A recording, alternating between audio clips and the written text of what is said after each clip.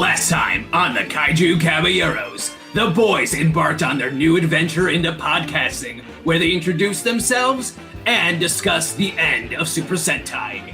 In today's thrilling adventure, we discuss Dragon Ball Super Beerus with our hosts, Andres Perez, David Gorizard, and me, Frankie G. I hope they don't hit each other too hard. Go. Word for it now, Goku! I'll always love that video. I remember Dylan and I used to quote Dragon Ball PP so much. This part's that quote that I shouldn't quote. Yeah. But that's a story for another day, kids. Exactly. A day that will never be told. Yes. Anyways. Yes. Welcome to the podcast, everybody. I did my best version of the Dragon Ball Z opening. I hope you liked it. Absolutely. I thought it was really good. Of course, David here wouldn't know what you're referencing because David here has apparently never seen Dragon Ball Z. I'm sorry to announce he's off the podcast, you guys. Episode 2. I am not Japanese or Mexican. You're still Latino, David. Everyone, fucking Brazilians love the shit out of Dragon Ball, and they don't even speak Spanish. You've never caught it on Telemundo? You disgrace. I actually have, as a matter of fact. You have. Dragon Ball Z episodes on Telemundo, Cartoon Network. So, okay, first off, David, how have you never watched more than the 20 episodes of Dragon... Outside of the 20 episodes of Dragon Ball that you did see, how is it that you have avoided Dragon Ball for the majority of your life? You gotta understand that I didn't get into anime until after high school. He was too busy talking to girls. Ew. It was beneath me. Now, I admit I was wrong. More than likely, I'm wrong about Dragon Ball Z. So Dragon Ball.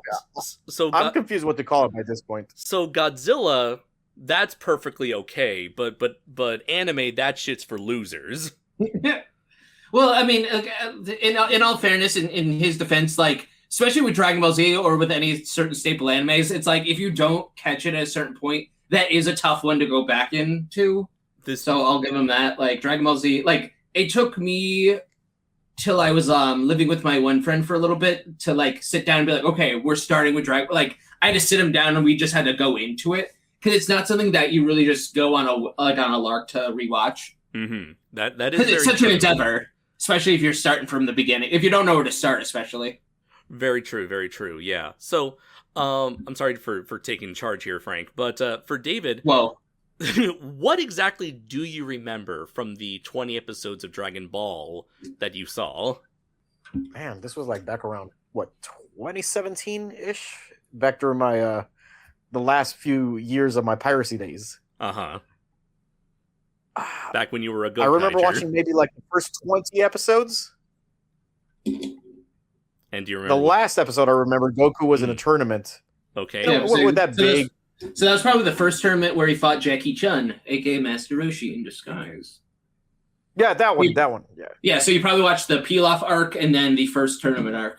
Do you remember seeing the guy with an eyeball on his forehead, a bald? He wasn't in that. He wasn't in that one. No, but I've just seen. I'm just to know which tournament arc, because classic Dragon Ball had 3 tournament arcs. Well, it was said it was the first one where he fights Jackie Chun. Okay. Tien Shenhan's not in that when he's in the second one. Right. So, but just to make sure, David, you never saw a guy with 3 eyes, right? I don't remember that. Okay. Yeah, so he definitely didn't. He never met Chaozu. He hasn't seen Tambourine. Like, he doesn't know. Okay. He doesn't know about Monster Carrot. Okay. Let's see here. All right then. So Frank, take us on this journey here, on a mystical adventure, if you will. A fantastic journey for your wish-fulfilling destiny? Of course. In a world of pure imagination. No, that's what they say. That's in the theme song of Mystical Adventure. Yeah. Oh, yeah, I remember. So we agreed that this episode we wanted to talk about Dragon Ball, but we definitely wanted to get this out of the way. The fact that only 2 of us had grown up with Dragon Ball. Very much so.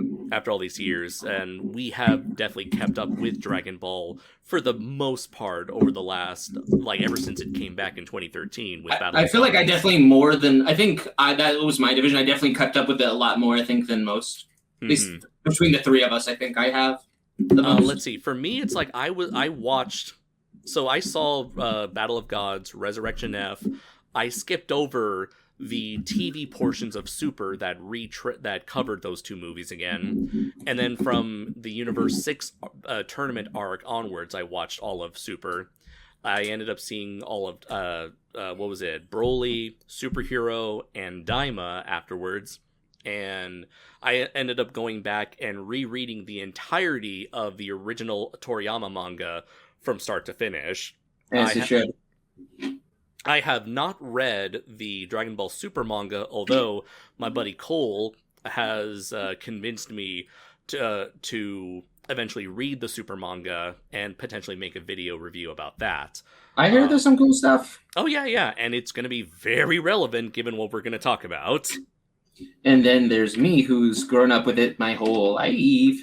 Actually, Dragon Ball Z was actually probably in my life as long as Godzilla was. So, like, these were all, like, staple things, because when I was a little kid, anything that had a dinosaur or Godzilla type thing or a recognizable monster, I would instantly gravitate towards. So imagine me turning on television and seeing the opening to Rock the Dragon, where the first thing you see is Shenron. So I was instantly like, ooh, what's this, like, dinosaur monster show about? And then it turned out to be my favorite thing of all time. Oh, yeah, But the first things I watched was the what some kids don't know is the original Ocean dub, which is the first dub of Dragon Ball Z. And that one I remember watching. They had the up to a certain point during the Frieza saga, and then the Tree of Might movie was broken up actually into 3 episodes. So I remember watching that a lot on TV. But a lot of my knowledge as a kid was going to the video store, renting Dragon Ball Z, and then eventually playing the video games. So, like, it's been, like, within my life for quite some time, and I have uncomfortably steep amounts of knowledge about it. Nice.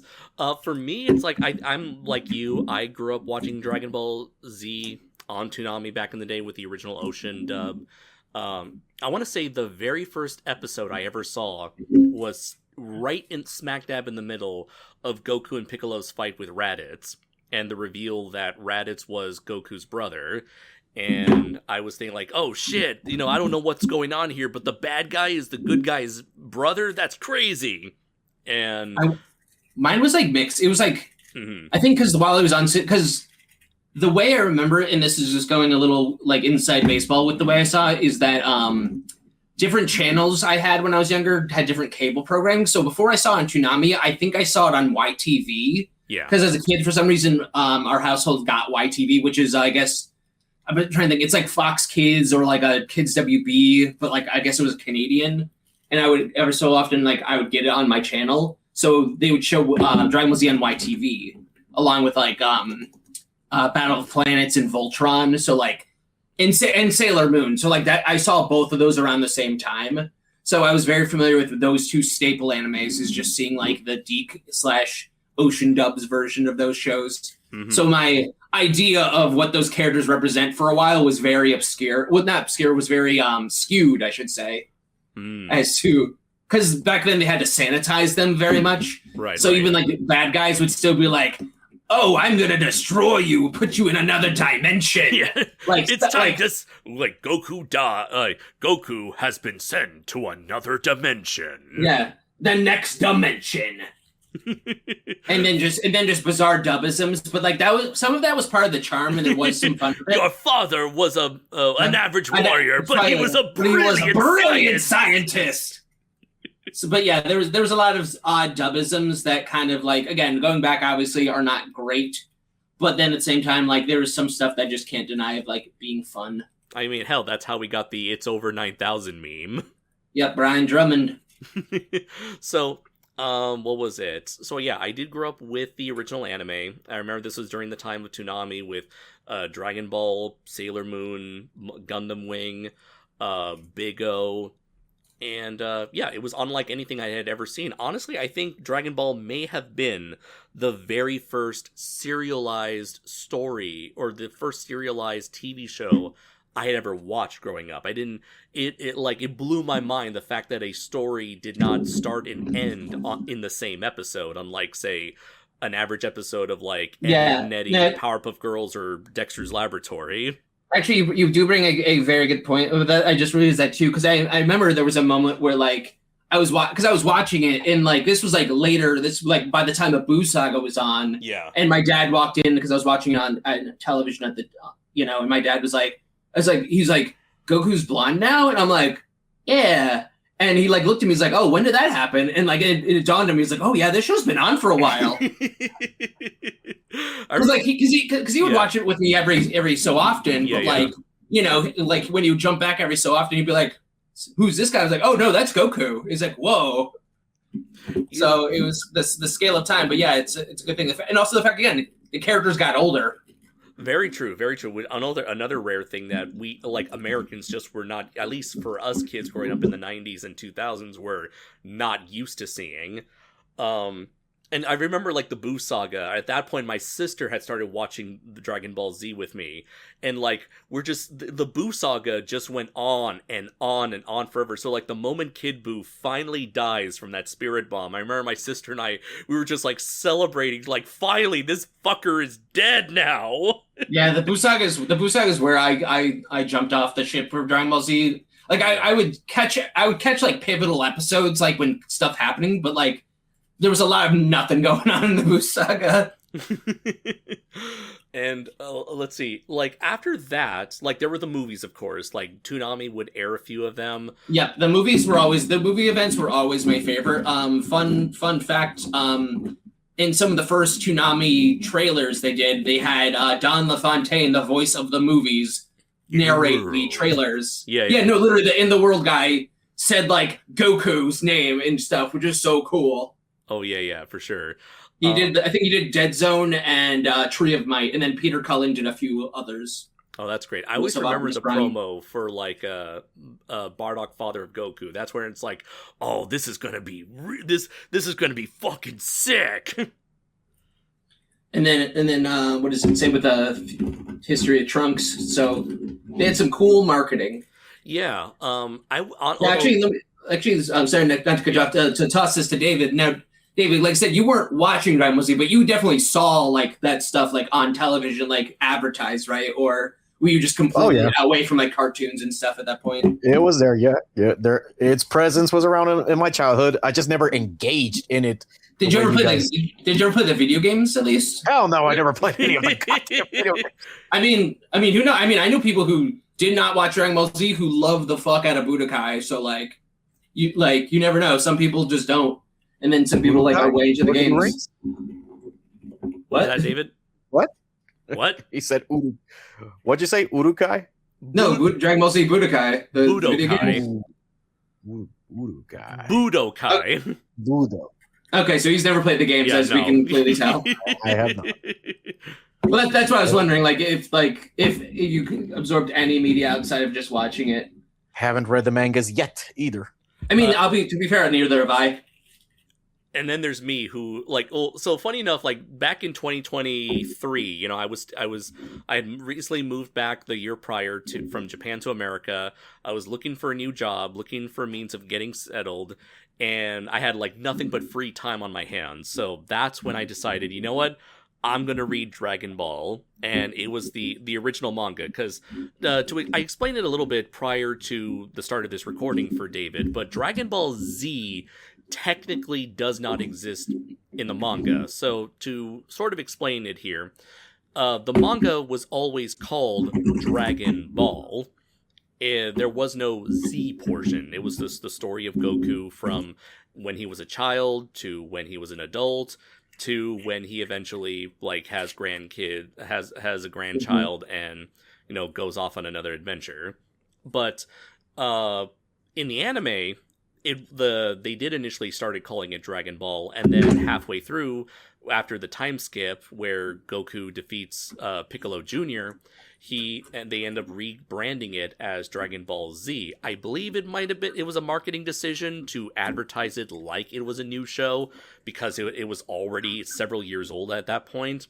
But we never got classic Dragon Ball. In fact, I remember I was talking to... Yeah, we got Dragon Ball. We got Dragon Ball after that. I think when they were working on dubbing the Buu saga, it was right after the Cell saga we got Dragon Ball, which... Z. Specifically, we got the Z portion of the show, not the classic one. At least not for a while.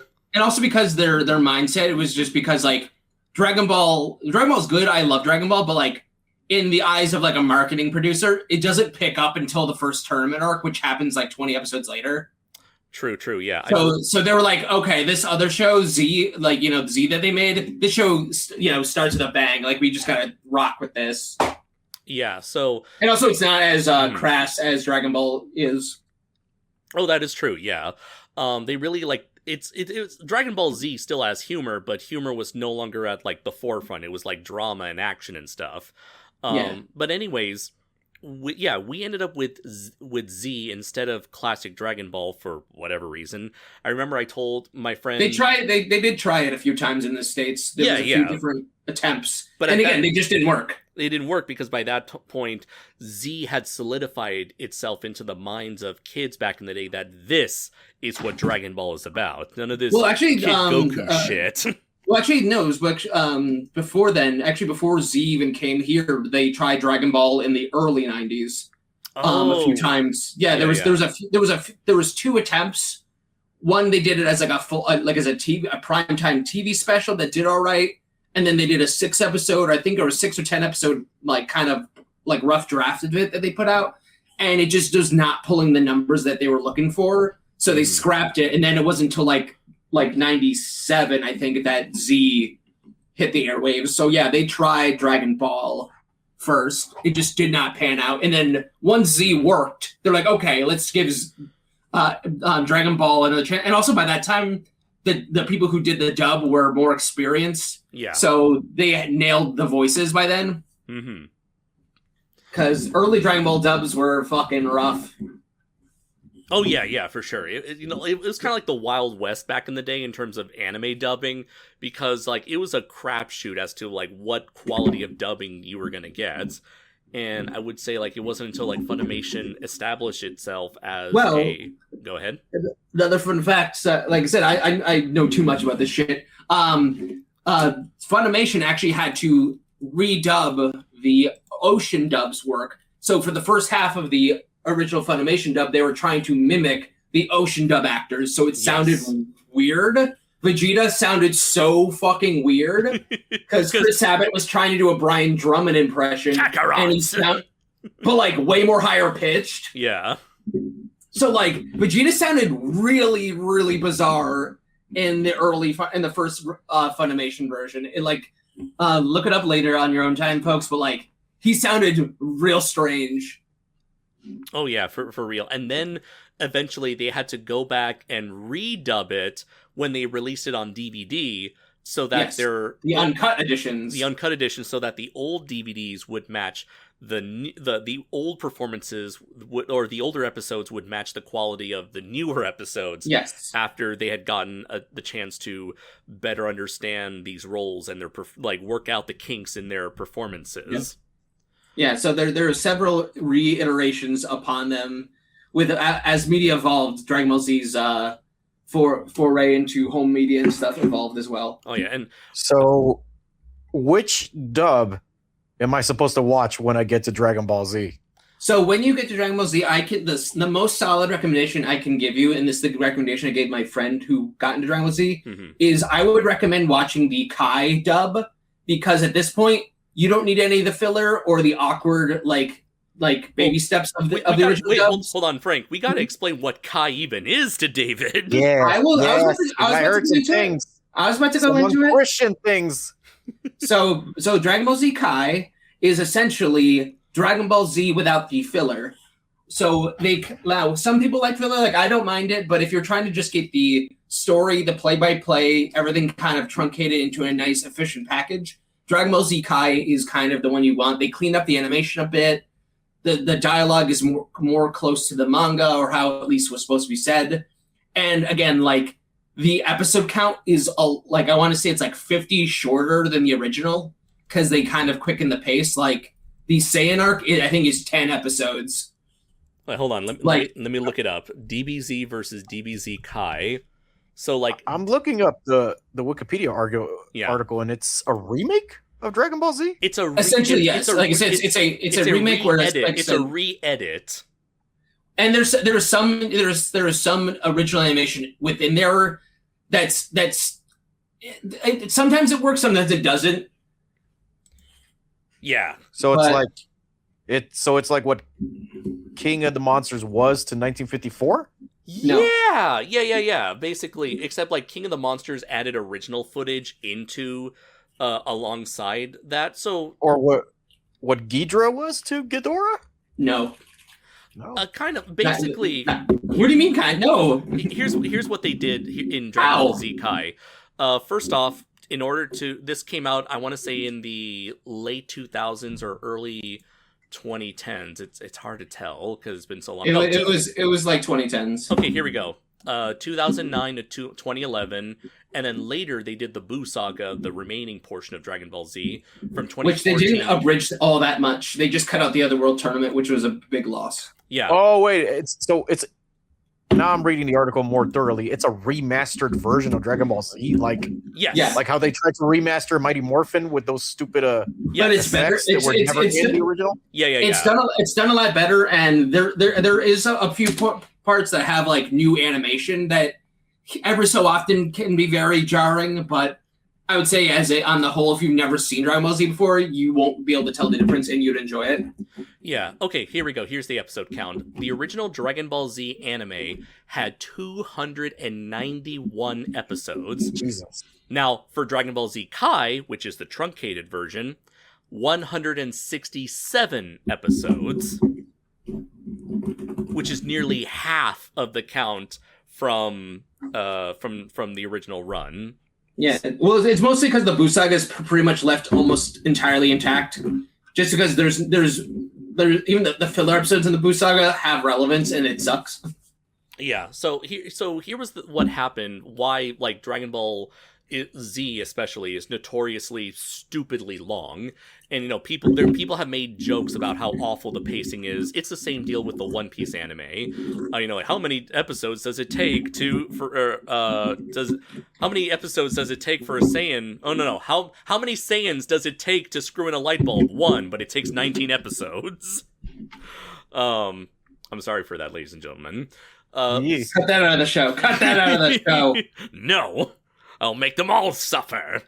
Now, back in the day, anime never took seasonal breaks. The anime would just keep going on as long as there's a manga to adapt. However, due to the animation process, it is very easy for an ongoing anime TV show to quickly catch up to the manga. And in order to stall for time as the manga was still being written, they would stretch out fights or stretch out sequences or add in whole brand new storylines that didn't exist originally. Yeah, just to pad it out, just so the manga writer Akira Toriyama had time to write it. Yeah. So by the time that's why the Frieza fight is so infamously long, is because he was writing it as they were animating it. And they were working faster than he could, plan and draw and shit.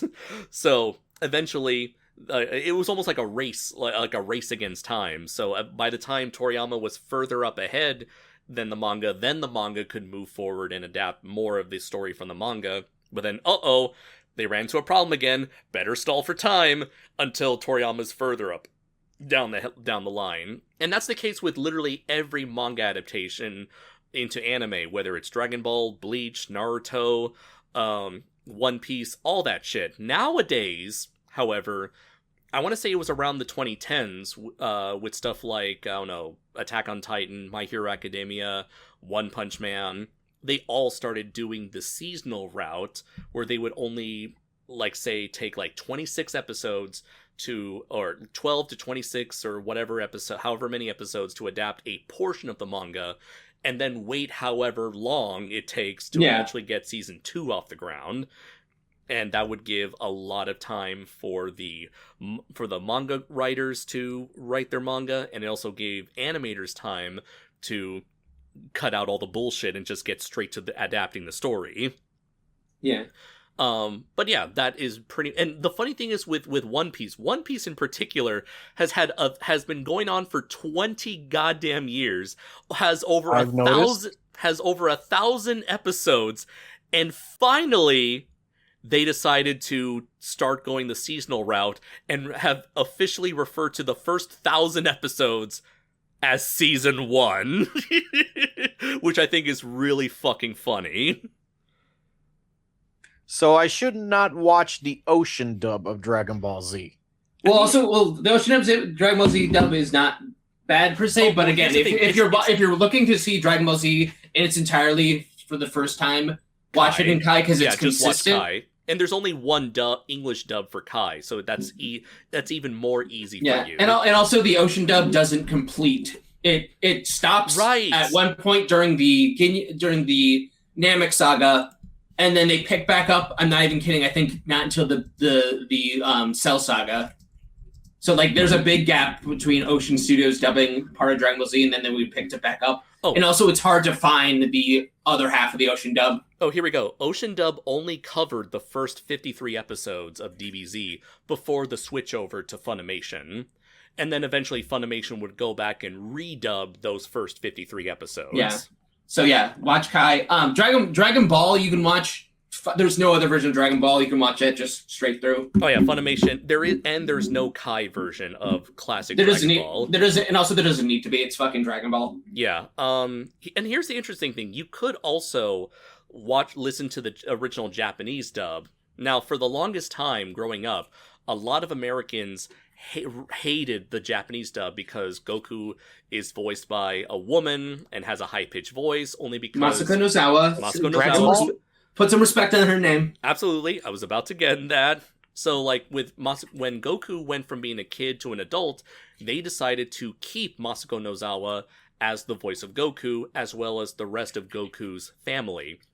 She voices Gohan, Goten, Bardock, and continues onward and onwards. But she's an absolute legend. And I think when Dragon Ball eventually came back in the modern era in 2013, and especially with Dragon Ball Super in 2013 and 2015, I mean, people really finally started to appreciate, people in America finally started to appreciate Masako Nozawa's performances. They're like, oh, this high-pitched version of Goku, that's totally fine now. It's like, okay, yeah, I can accept that as Goku.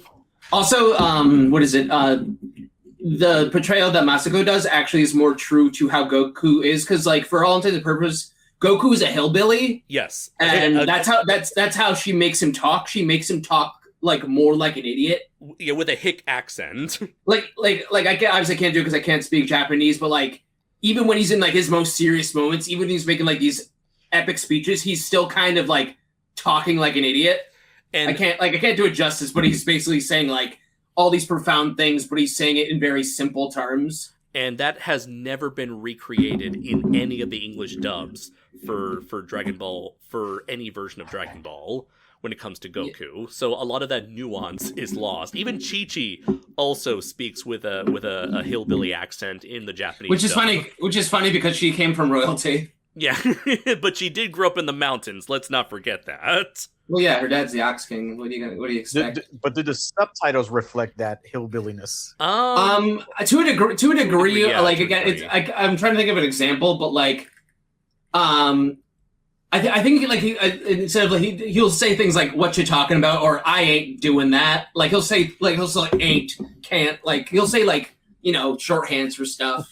Like very improper. He uses a lot of like improper. What do you call it? Like super casual, improper language.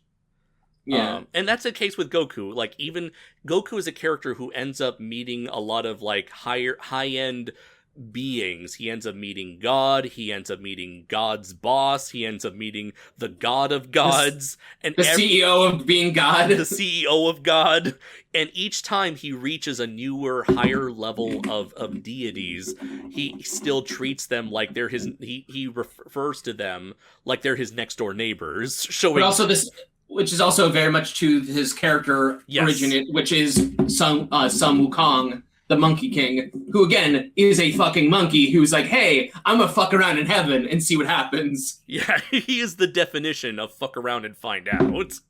But when he fucks around, he usually wins. Yeah, and when it came to the American portrayal of Goku, a lot of dub writers have essentially had a habit of treating him like Superman, and even the anime, the original DBZ anime, in Japan, had a habit of portraying Goku as this altruistic, selfless Superman-like being that even Toriyama was not a fan of. He's like, that's not my Goku. My Goku is he's not saving the world because that's the right thing to do. He's saving the world because he loves to fight. Yeah. Well, again, they give him a level of stoicism that he doesn't always necessarily have. Yeah, so like there is definitely a lot of nuances to Dragon Ball that gets lost from the transition from manga to anime, and then from Japanese dub to English dub.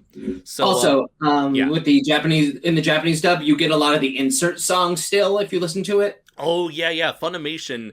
I'm not sure if Funimation it still does this with their DBZ Blu-rays, but yeah, for the longest time, the insert songs were like completely changed in favor of the Bruce Faulkner score. Which I'll be real, I like I've grown accustomed to that, so I like it. Yeah. But it's just because when I'm hearing a crisp English dub, but I'm hearing 80s, like, old Western style music, that's basically the soundtrack of old DBZ. It just doesn't mesh well in my brain. I mean, that's the interesting thing. And David's gone, because I was about to ask him if he. I was gonna like reveal to him who was the person that did the score for Dragon Ball Z, because like I didn't realize this connection here, but I'm gonna wait until he's back. But that's the funny thing about the music. It's like I love both tracks. I love how I think I might be in the minority where I don't like the original Japanese. Like I like a few insert songs. Yeah. But more often than not, I don't like, unless I'm watching in Japanese, I don't care for the original score. Only in Dragon Ball I like it. I guess I like the original because it takes me back to that like that how would you say, like 70s 80s era of like martial arts movies that Dragon Ball was inspired by. I think that, like, again, it works, but at the same time when I'm seeing Goku fight, Frieza or Vegeta, I don't think of like the fucking like old Western horns and shit. Like I don't think of like the slowest music possible to these fast-paced fights. Yeah, I'm back. So that's probably the only thing that was a crime against the world is that we lost Yumine no Hi Tamashi versus Tamashi. Oh yeah, the Day of Fate, Spirit versus Spirit by Hironobu Kageyama. Yeah, that song, like when I first heard that song, like I'm not even joking, I fucking cried. Like I didn't realize I missed that song in my life. Oh, it's a beautiful song. Because someone did like a really cool mashup where they put the Dragon Ball, the English dub, but use Spirit versus Spirit, and I'm like, Now, David, now that you're here, so the original composer for the Japanese soundtrack of Dragon Ball Z is Shunsuke Kikuchi. Do you know what Kikuchi also did back in the day? Sounds familiar. Didn't he do Ultraman Towards the Future? Let's see. Did he do Ultraman? Did he touch Ultraman? He did touch on another major tokusatsu franchise. Did he do Kamen Rider? Let's see. Actually yes. He did. I actually don't know. He did the music from the original series all the way to Z-Cross. And he did, let's see, Kamen Rider Black RX, 11 Rider Dai Sanka. Let's see, any Ultraman. How come Dragon Ball Z doesn't have better music? He did Getter Robo and Getter Robo G. This guy's a fucking, like, master of anime and... God, dude, imagine Dragon Ball Z had Heats. Oh. Yeah. Not that Getter Robo. What's his name again? Oh, then I don't want it. Shunsuke Kikuchi. Fucking Heats. fucking Because the composer of Towards the Future, coincidentally, is also named Shinsuke. But Okay. his family name is Kazato. Okay. So Kikuchi did Gamera versus Giron through Super Monster. Wait a minute. Then he did Ultra Q and Ultraman. Let's see. I'm not seeing. I want to say Ultra Q was done by a different band. I want to say because that was like a different dude because he was doing like those bass lines and stuff. Let's see. Yeah. Here. He did the original music for this. Or unless you're reading that. If you're reading that, then I won't dispute you. Okay, it shows here that Kikuchi did do the music, composed the music for Ultraman Zoffi, Ultra Warriors versus the Giant Monster Army, and he did Jumborg Ace. Because we all remember him. Yeah. Anyways, I thought that was Jumborg Age, the precursor to G Gundam. Yeah. Looked it up. I'm not lying to you at all. That's actually kind of real. Okay, and so David, you shared an Amazon link to the first volume of the Dragon Ball manga. Yes, that's honestly for the purest form of Dragon Ball. Dragon Ball in its original entity, its original Toriyama vision, the way it was Toriyama originally wanted it to be experienced. That is definitely the best gateway to getting into Dragon Ball. So that entire series on Amazon, it's available. Yes. It also covers what Dragon Ball Z covers? Yes. So here's the interesting thing, David. I mentioned before that in Japan, the title never changed, even after like the time skip, or even when the TV show turned into Z, the title for the manga never changed. However, for American audiences specifically, they decided around volume 70 something, they decided they were going to rebrand it as Dragon Ball Z Volume 1. So they started from back to Volume 1 from the point that the anime started. So, yes, technically speaking, in America, there is a Dragon Ball and Dragon Ball Z manga, but in Japan, it's all one series called Dragon Ball. But for my money, Dragon Ball Z in my heart doesn't start until they go to Namek, because the Saiyan Saga is still for me feels so much more like a Dragon Ball arc than a Z based arc. Sure. And like interesting things, David. So, given your pirating days, this is a good discussion into the physical releases of Dragon Ball. Oh my god, it's a nightmare. Yeah. So I have heard of those. People are complaining that the official remasters are ass. Yeah. They're ass with a capital A. Do you want me to go into this? Because I know quite a bit about it. But here's the thing. There has been a group of dedicated fans who have decided, like Thanos, I'll do it myself.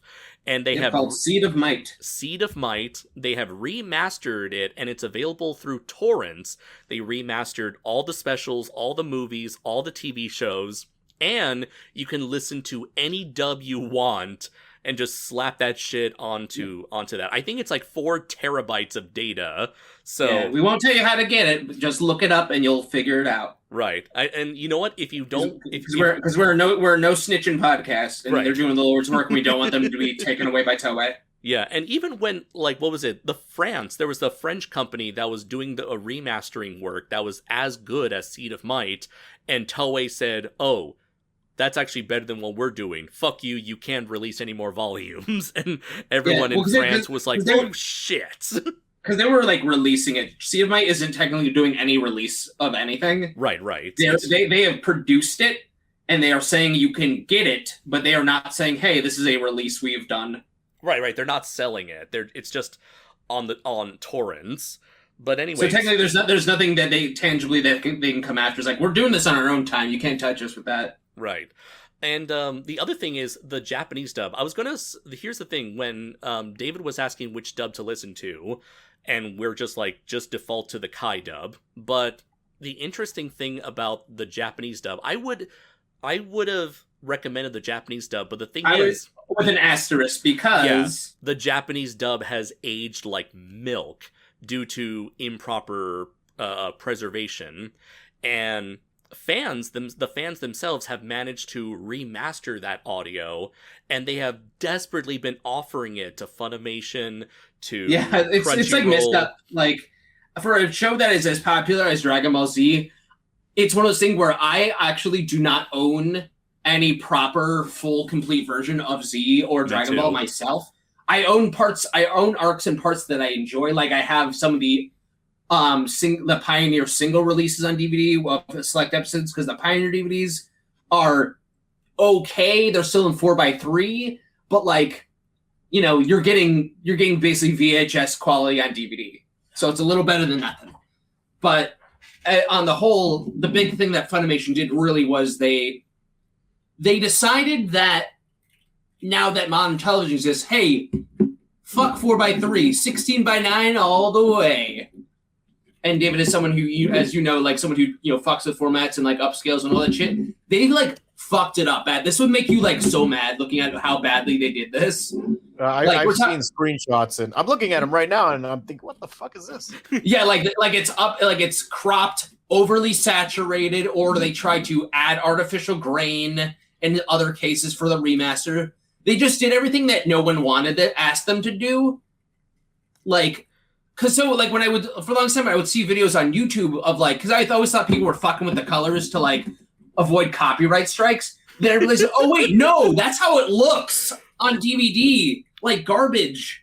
Right. And then, like, what was it? They'll try some, like, quick and easy digital, like, filter to, like... Yeah, the artificial grain and stuff. Yeah, and they'll, like, smooth out the lines, but then, like, the ink linings get smeared, or, like, the detail gets all fuzzy when there's a lot of movement happening on screen.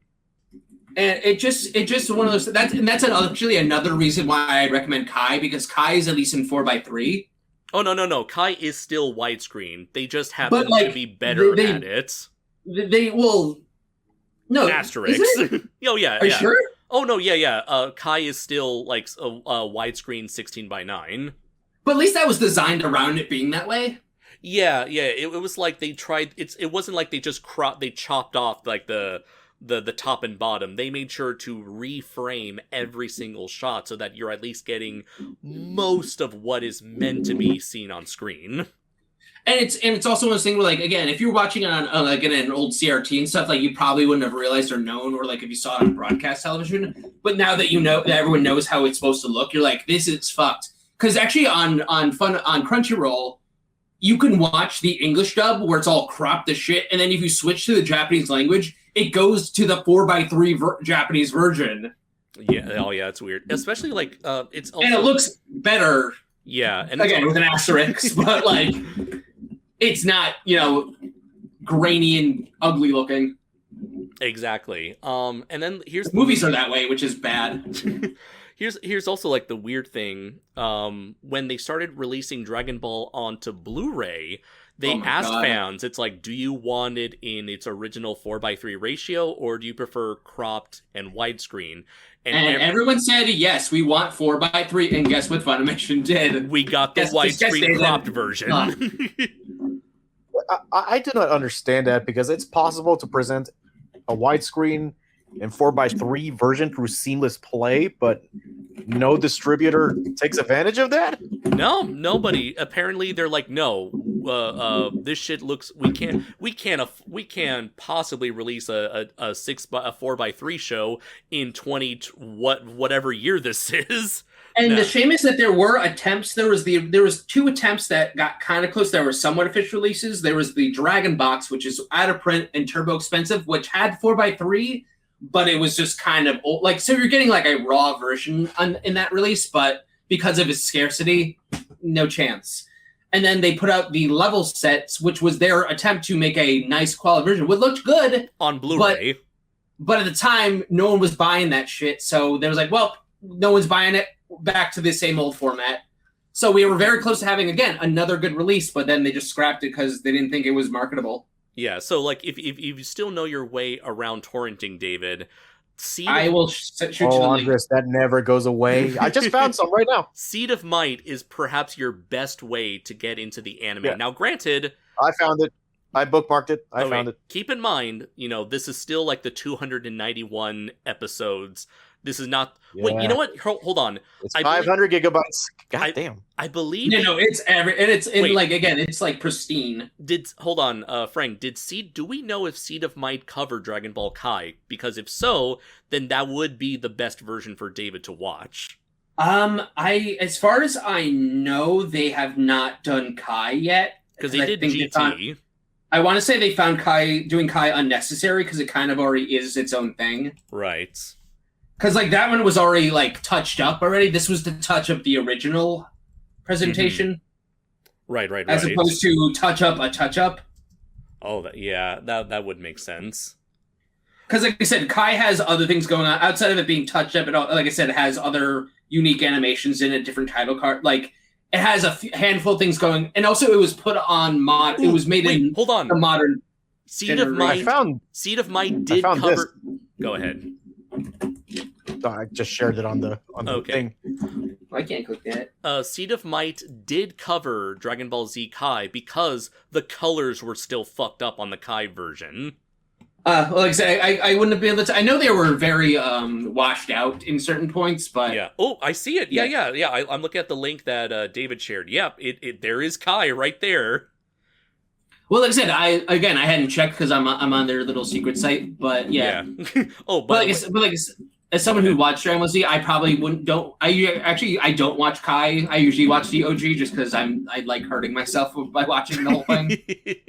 That's but fine. for new fans, I just say watch Kai if you want to get the full story. If you're curious about, that's what I told my friend too. Yeah. If you're curious about some of the fun filler scenes, because I do have some filler episodes that are my favorite. Yeah. But I always say unless you're interested and you want more to chew on, you don't need it. But it's always there if you want it. Yeah. So honestly, David, this is honestly from what you just showed me, this is the best way to watch it. I know Funimation and Crunchyroll are would not like me to say that, but it's you know what? Screw it. No. But they've had 20 years to give us what we wanted, and they haven't. So it's one of those things where now that it exists, please. But do support the official release by buying the manga.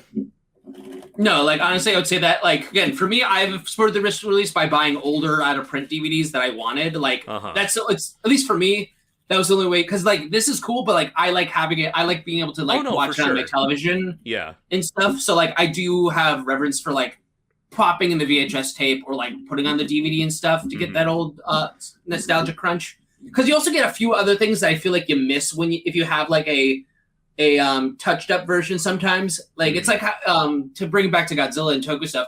Sometimes I like watching my older Godzilla movie releases or VHSs because sometimes I kind of want that crunch, if that makes sense. Oh no, I get that, yeah. So, only with certain things. Some stuff are just unbearably bad to look at where it's no, this needs to be fixed. Mm-hmm. Other times there is a little bit of it's kind of quaint. Mm-hmm. But other times, if I'm gonna watch an older version movie, I watch it on old hardware. I wouldn't watch an old shitty copy on a nice TV because it's gonna look extra worse. Yeah. What is it? I think it was the ADV Films re-release of Destroy All Monsters is one of the worst. Releases ever. Not even a menu. It's not even a menu, and it's also not even 4:3. It's in it's almost full motion video screen size. I'm not even shitting with you. I was watching it with my friend. I tried rewatching it not that long ago. Yeah. It's smaller than 4:3. Ooh. I don't know what they did. Yeah. What was I gonna say? The funny thing is, when it came to Dragon Ball releases, everyone refers to the DVDs as the orange brick sets because they were big, big, bright orange box sets. They were called. But also, you could get them for a steal. For a hot minute at Walmart, I think you could buy each and every one of them. I think for under $100, the entirety of Z, from episode 1 to the end of Z, you could get for probably under $100. I'm looking on Amazon right now. You can buy the entire orange brick sets for $100. You can buy the entire of Dragon Ball for $100. And the Dragon Ball releases, not those ones aren't as bad as the orange brick ones. They obviously have their problems by comparison, but they don't look as terrible. Yeah, but the funny thing is about the orange brick sets, it's that they're the most widely available version of Dragon Ball Z to get. Yeah, so that's kind of like the curse of it, where it's like the worst version is also the most accessible. Whereas the best version does not exist unless you plunge the 7 seas. Yeah, technically it doesn't exist. Yeah. So, but still, also Latin American culture in Dragon Ball Z, because we are America, yes. So Dragon Ball has been popular in Latin America significantly longer, pretty much like almost like when it was around in Japan. They were doing it since it came out. Yeah. Well, because I met the dub actor for Goku. Oh, nice. I have to look up his name, but I think he was doing it, I think, from the World Tournament when Goku's a little bit older till the end of Z. Yeah. Let's look up his name while you're looking. Sure. Let's see here. Dragon Ball was first released in Latin America, 1993, 1994. So they got because we didn't get it till later in the years, but like I said, because Dragon Ball Z I think wrapped up in Japan. Mm-hmm. I want to say in 93, 94. So they got it right after it was kind of done. Mm-hmm. Mario Castaneda, I think that's how you said that. You can correct me if I'm wrong. No problem. Let's see here. Yeah, Dragon Ball Z. Technically, or no, not Dragon Ball Z. OG Dragon Ball started in 86. So yeah, it was a couple of years off, but obviously, we didn't, like you said, we didn't get it until far later in the decade compared to Latin America, and it's still a widely beloved anime series to this very fucking day. I mean, the thing that brought tears to my eyes was when Super. Even though I said what I say about Super, but watching a stadium worth of people watching the last handful of episodes of Super was amazing. Oh, big time! I would say this was the '80s was probably like the first real big generation of anime watchers. I would say we got our anime boom in the 2000s, arguably. Yeah, it was spurred in the early 90s, but then we were about it in the early 2000s. Yeah. Meanwhile, I would say late 80s, 80s, 90s was where the boom happened in Latin America, and so you have a generation. Well, at least 2 generations of Latin Americans who grew up on DBZ. Or, not DBZ, Dragon Ball, because they watched it the correct way. They didn't start with issue 3, unlike some people. I know. Took that joke from me. I'll explain that joke later in the podcast. Maybe not this episode, folks. We all know. But it was really cool when Dragon Ball Super was airing 2 specific episodes, and so they decided to make it an event to where it was like a boxing match. People were paying tickets to watch this exclusive event on a massive screen in a big stadium to watch these 2 episodes go down, and to the point where Toei had to come in and speak to what was it the embassy in Mexico to try to get the event canceled, but they're like, hey, fuck you, no. So it's okay, can we at least have you not profit on this, donate the money to charity or some shit, and okay, we will allow this. It was so crazy that it almost sparked a international incident over Dragon Ball Super. Because, like I said, they take it seriously. It's a big deal. Yeah. What was it? Wasn't there a thing also advertised in Mexico where there were clubs and bars that were offering the chance to lap dances at a strip club or whatever if you were there to watch Dragon Ball or something? No, I have no idea about that. I know I heard the thing. I heard the thing that I still kind of think is real is the thing that cartels stopped doing stuff for a little bit. Yeah, I remember that reminded me of the jokes recently where it's the moment Dragon Ball Super returns to TV is when all cartel crime in Mexico goes down to 0. It's true. Because we have we have a whole generation of modern day Mexican cartel workers who were at some point in time Dragon Ball fans, which is wild to think about. Oh yeah. But like I also love all the memes that came out of like Latin American Dragon Ball fans. There was like I love this meme where it's like there's this, again, I don't know why it's always a strip club, but it's a strip club, and then like everyone is quiet and everyone's looking at the screen. Like the dancers are quiet looking at the TV screen. The people, is it Goku turning Super Saiyan 3? It's Goku. Oh, it's Goku turning Super Saiyan for the first time. It's like I've seen the one where it's Goku turning Super Saiyan 3, and it's like a whole fucking locker room. Yeah. Just everyone stays quiet. It's like, hold on, we're watching a religious event take place. I mean, that shit was important. Yes, it was. I actually had a childhood memory where I knew I was alone in my love for Dragon Ball Z. Well, one distinct moment is I just watched the VHS tape where Goku fights Frieza as Super Saiyan, and it's the one where it ends with Frieza getting cut in half. Spoilers. But Frieza gets fucking diced. And I remember I thought it was the coolest thing I ever goddamn seen in my fucking life. I was like 8 years old.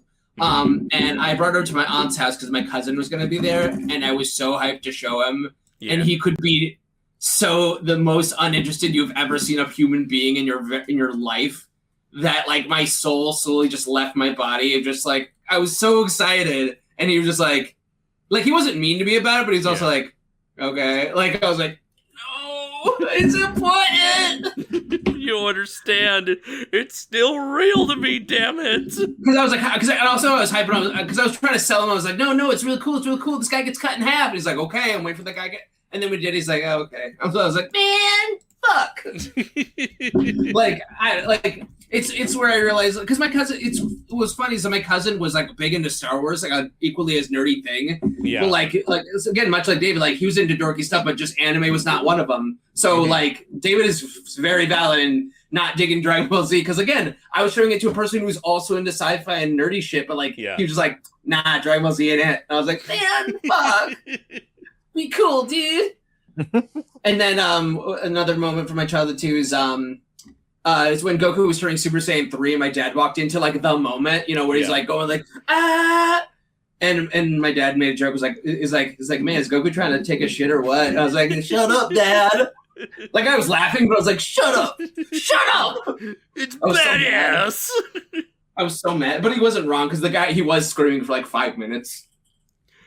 That's true. Oh, okay. I found the thing. So yeah, a strip club in Mexico had a flyer, was giving out flyers offering free lap dances if Goku beats Jiren in Dragon Ball Super episode 130. That's pretty cool. Is it? But isn't? Don't you know he's gonna win? Well, he's a main character. You'd be surprised. I mean, he almost doesn't.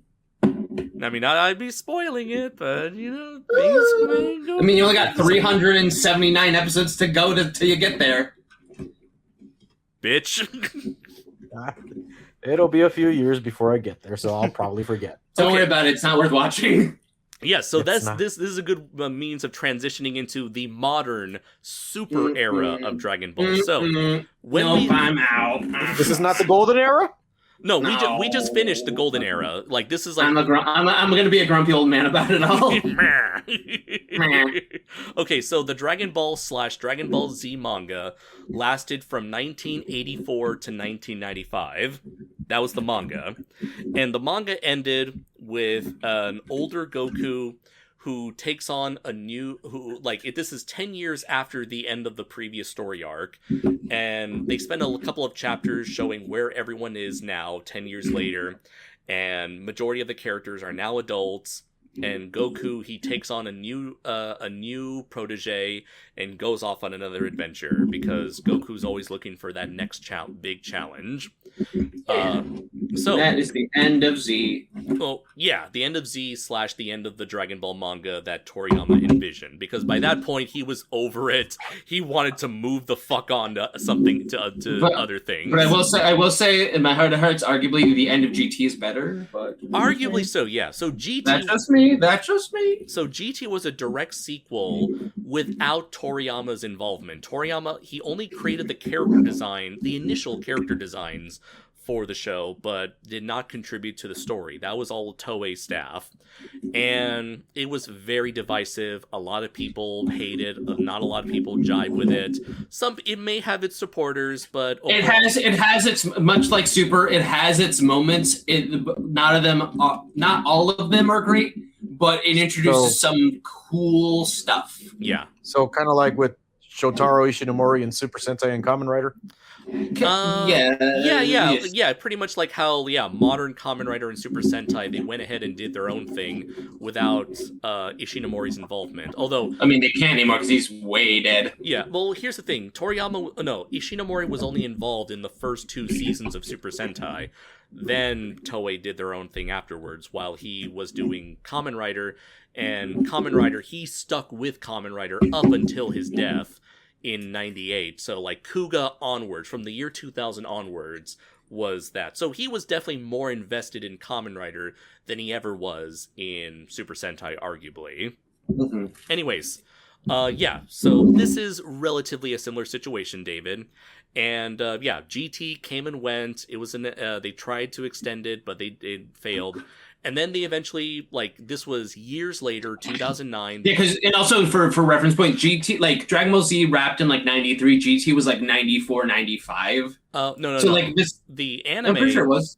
No, okay, so Z was the anime. Let's say Dragon Ball and Dragon Ball Z lasted in total from 86 to 96, so that's 10 whole years. GT was I don't know. I think you might be wrong. GT was from 96 to 97.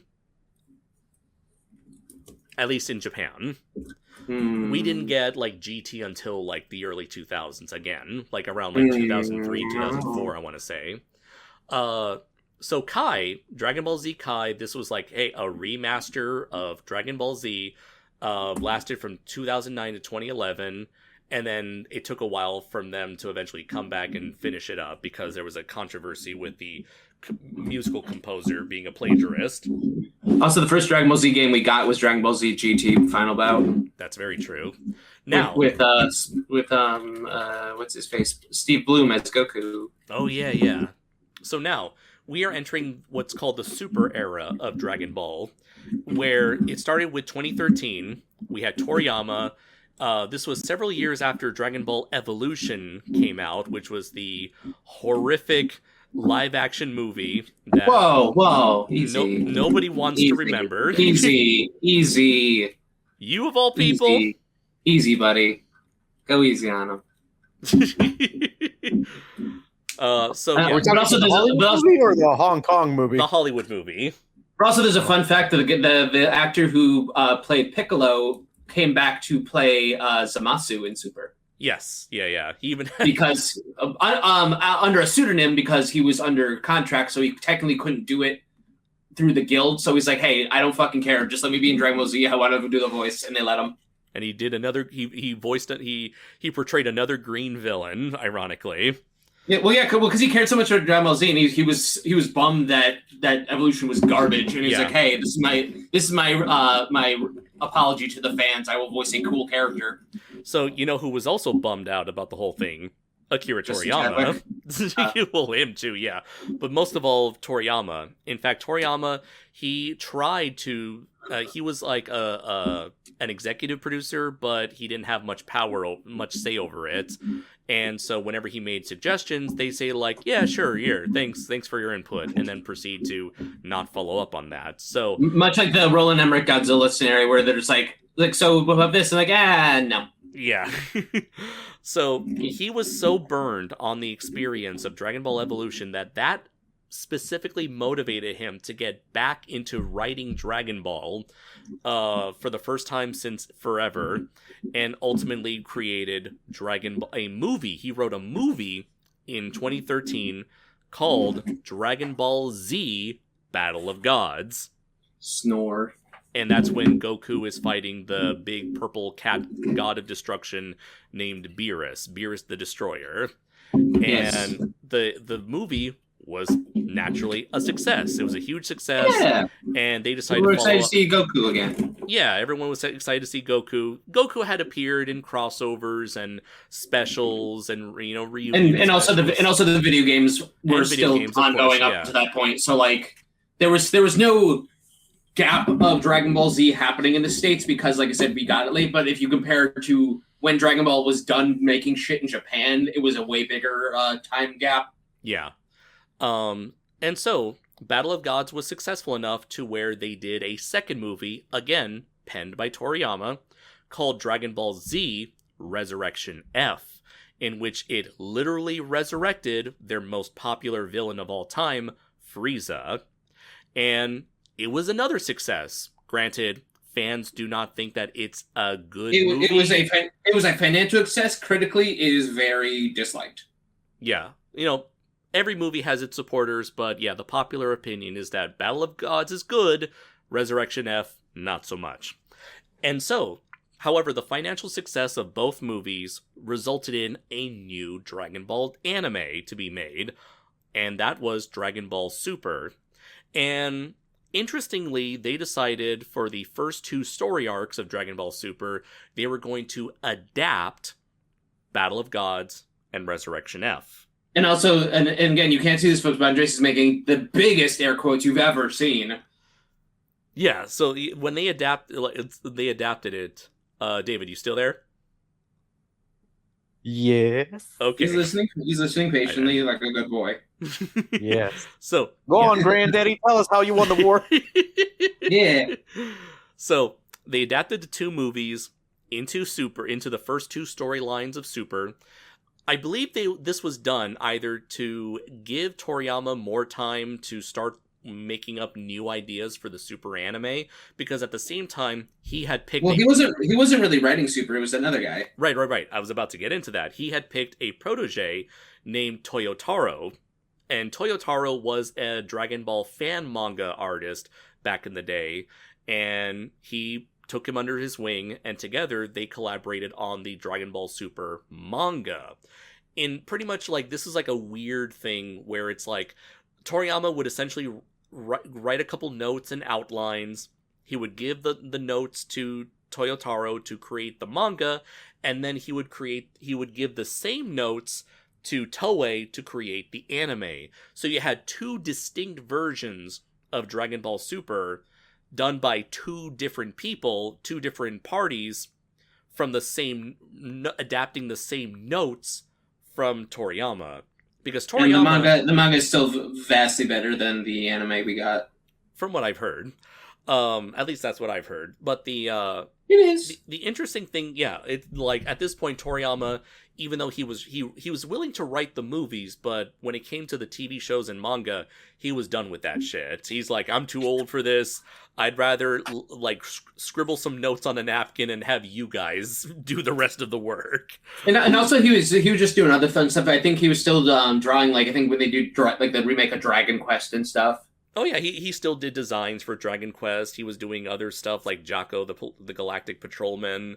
He did Sandlands in the early 2000s, which eventually got a movie recently, an anime, TV anime.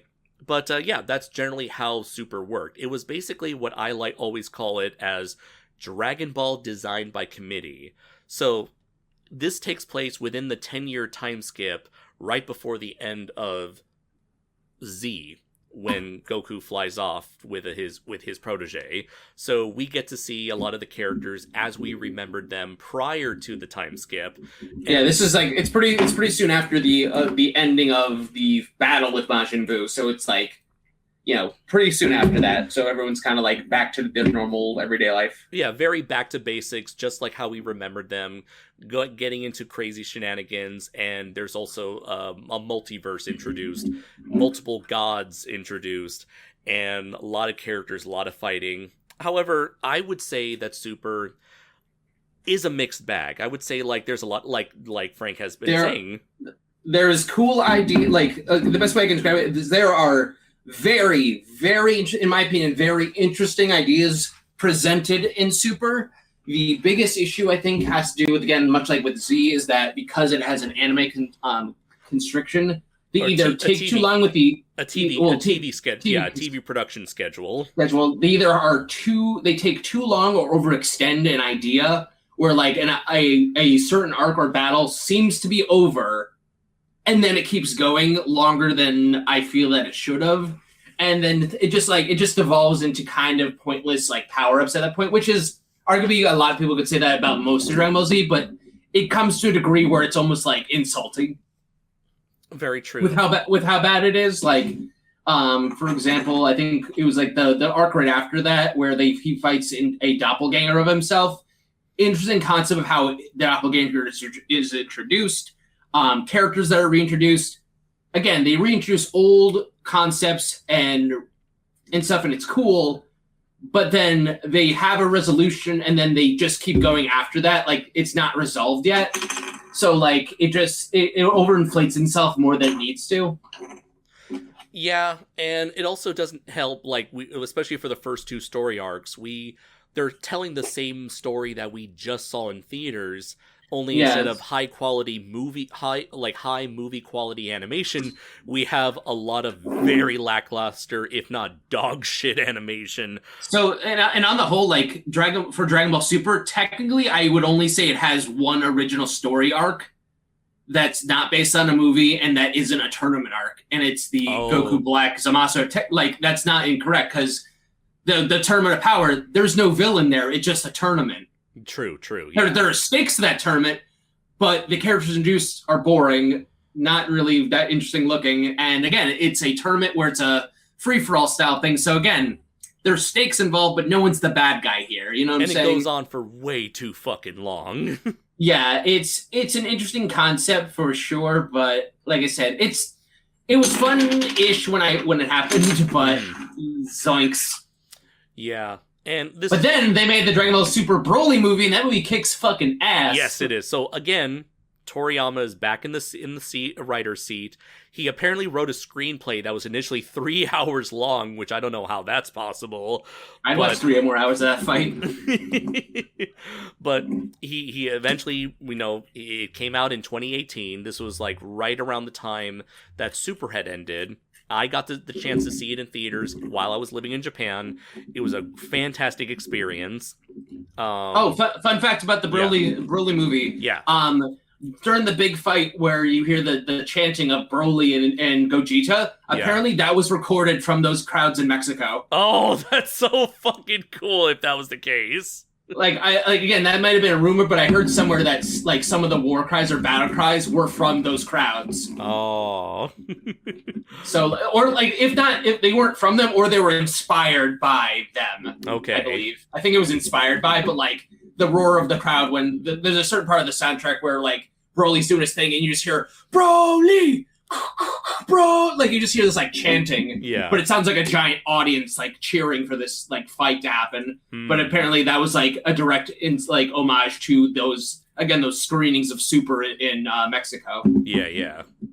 So after the Broly movie came and went, the Super manga was still going on, even though the Super TV show had ended in 2018. And so from the manga, we still got new storylines. And for a while... Arguably interesting storylines, too. Yeah. And for a while, fans were like, so are these stories getting adapted? Are they going to be turned into movies like Broly? Or are they going to be Season 2 of Dragon Ball Super? What's happening here? And... what was it? Yeah, it was 2018, so 2019, 2020, 2021, 2, 3. Yeah, I want to say it was 2022. I think then was Dragon Ball Superheroes came out.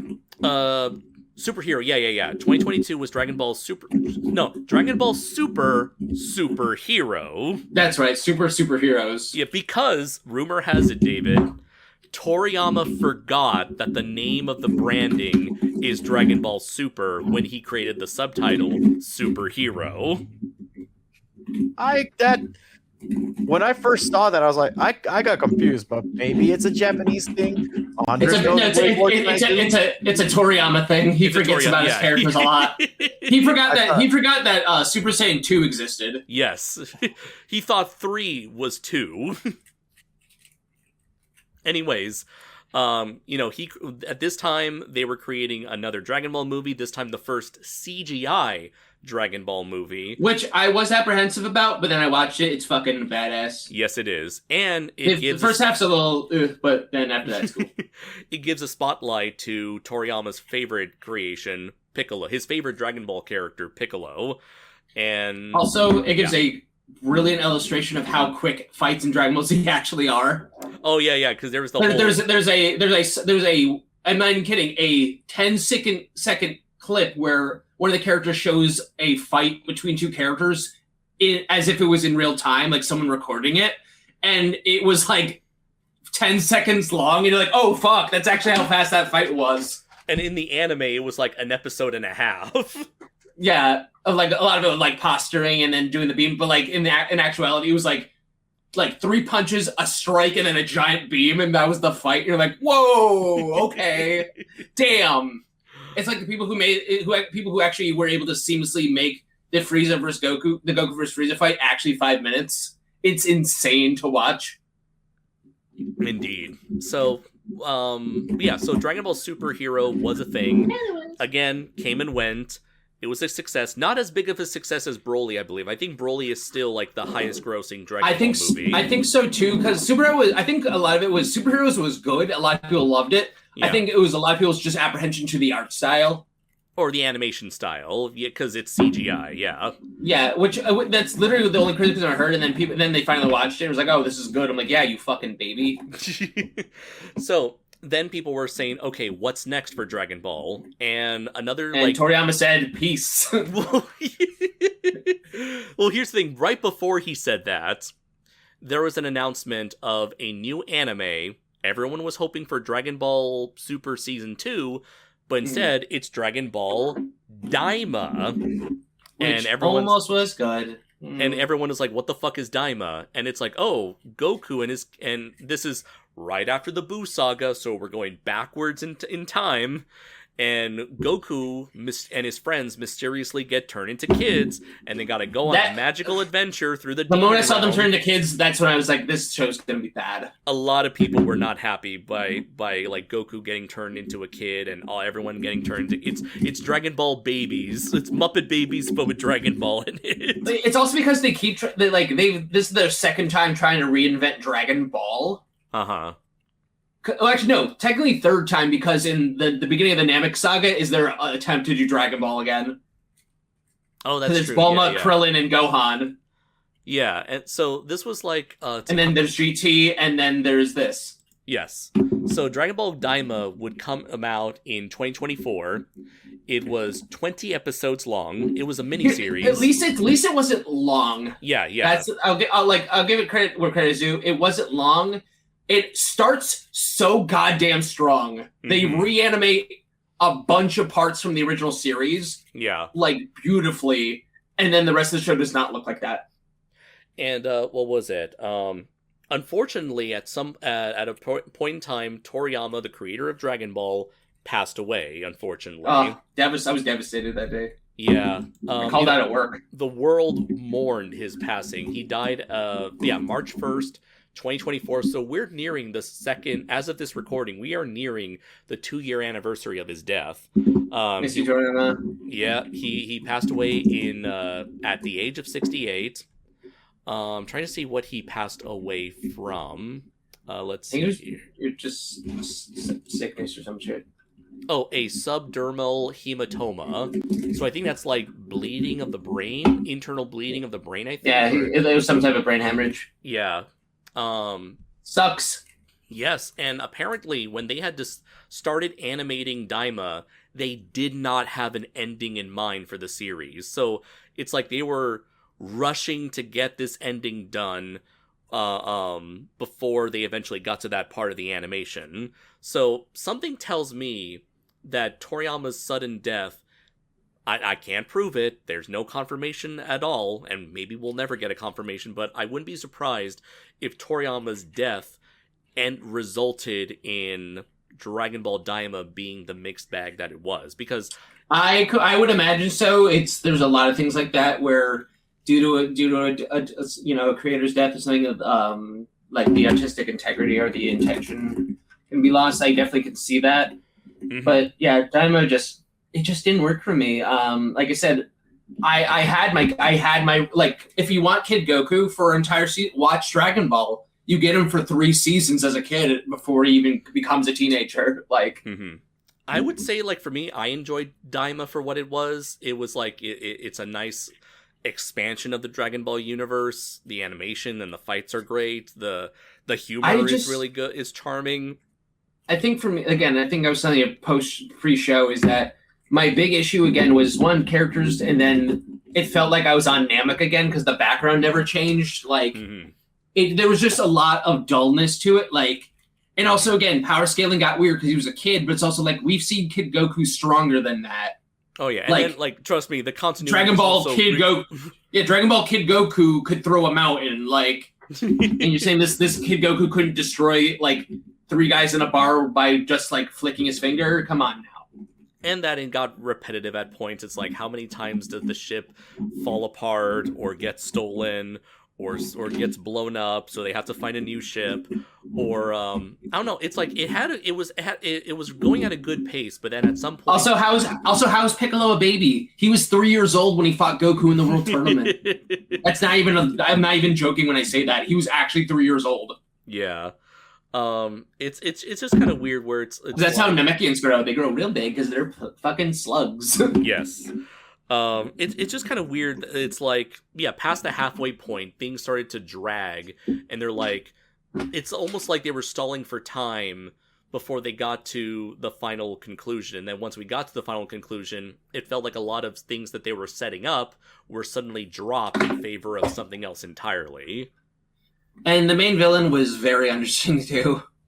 Yeah, I mean, it's basically Pilaf again.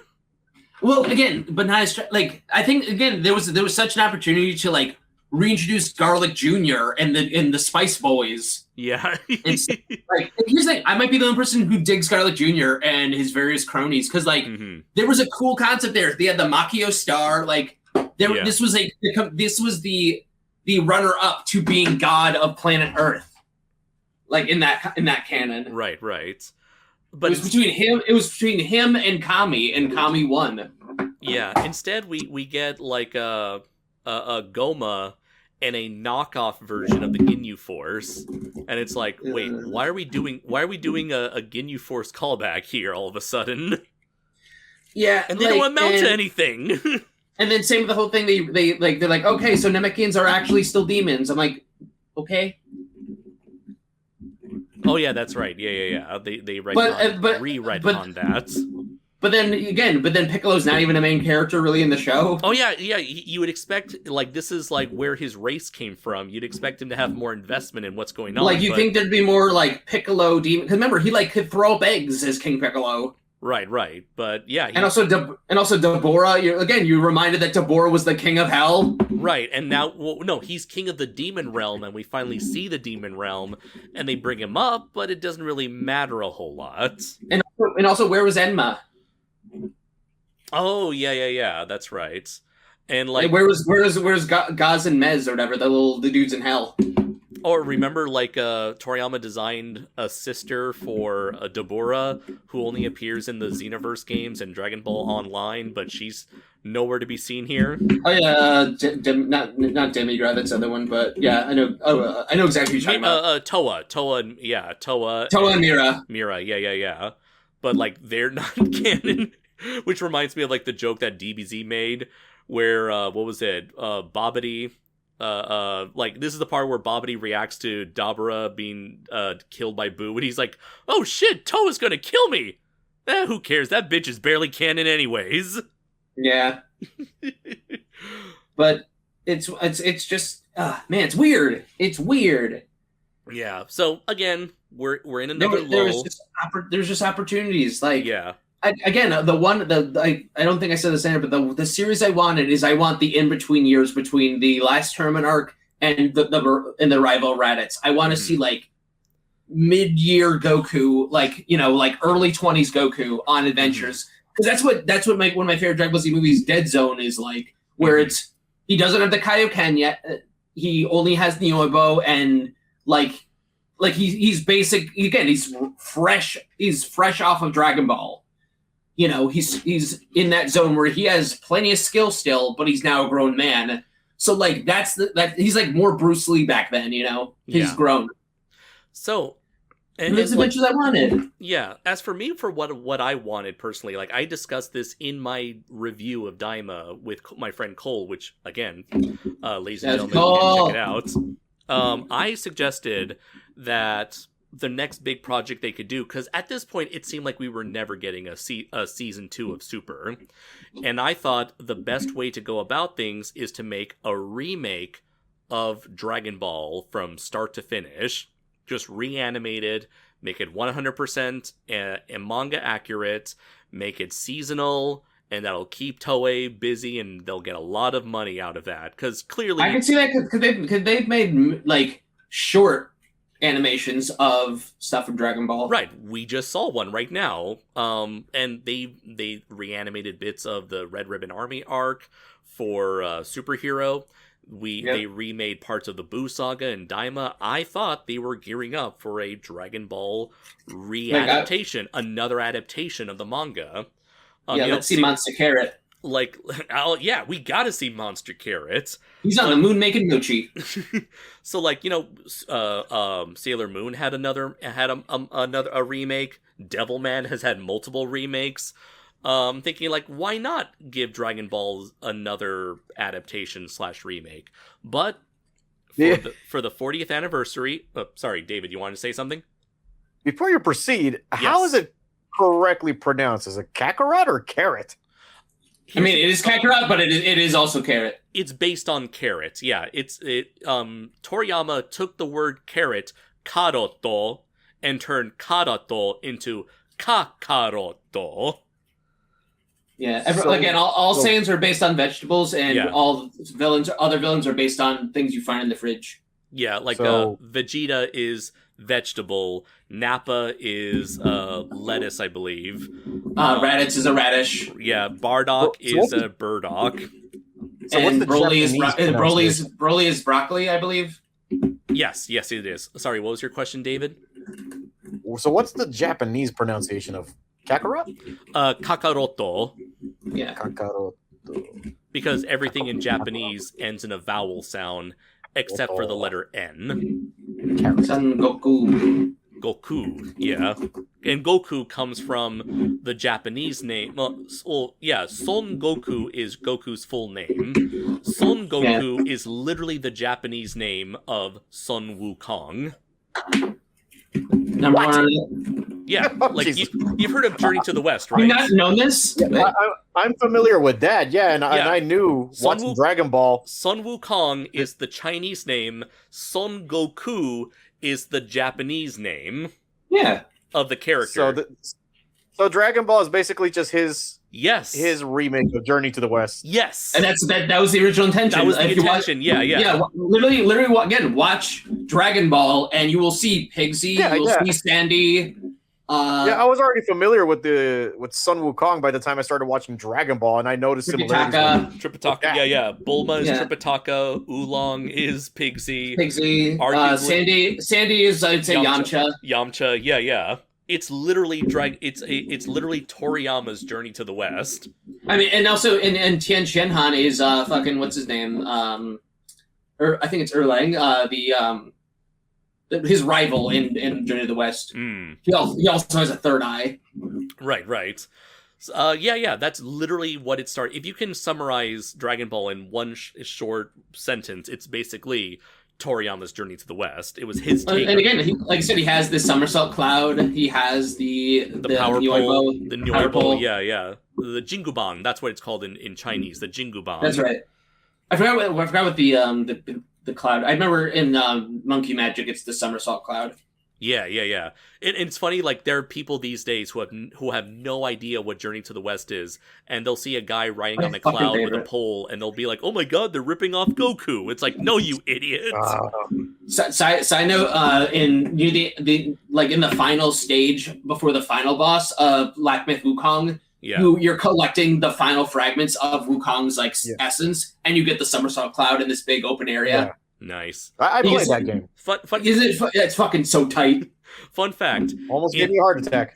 Dude, right? Holy shit. Fun fact. Andres, if you ever want to increase your high blood pressure on purpose, play that game. Okay. If you don't like spiders, play that game because there's one level that's oops all spiders. If you want to say that you wasted $70, play that game. Okay.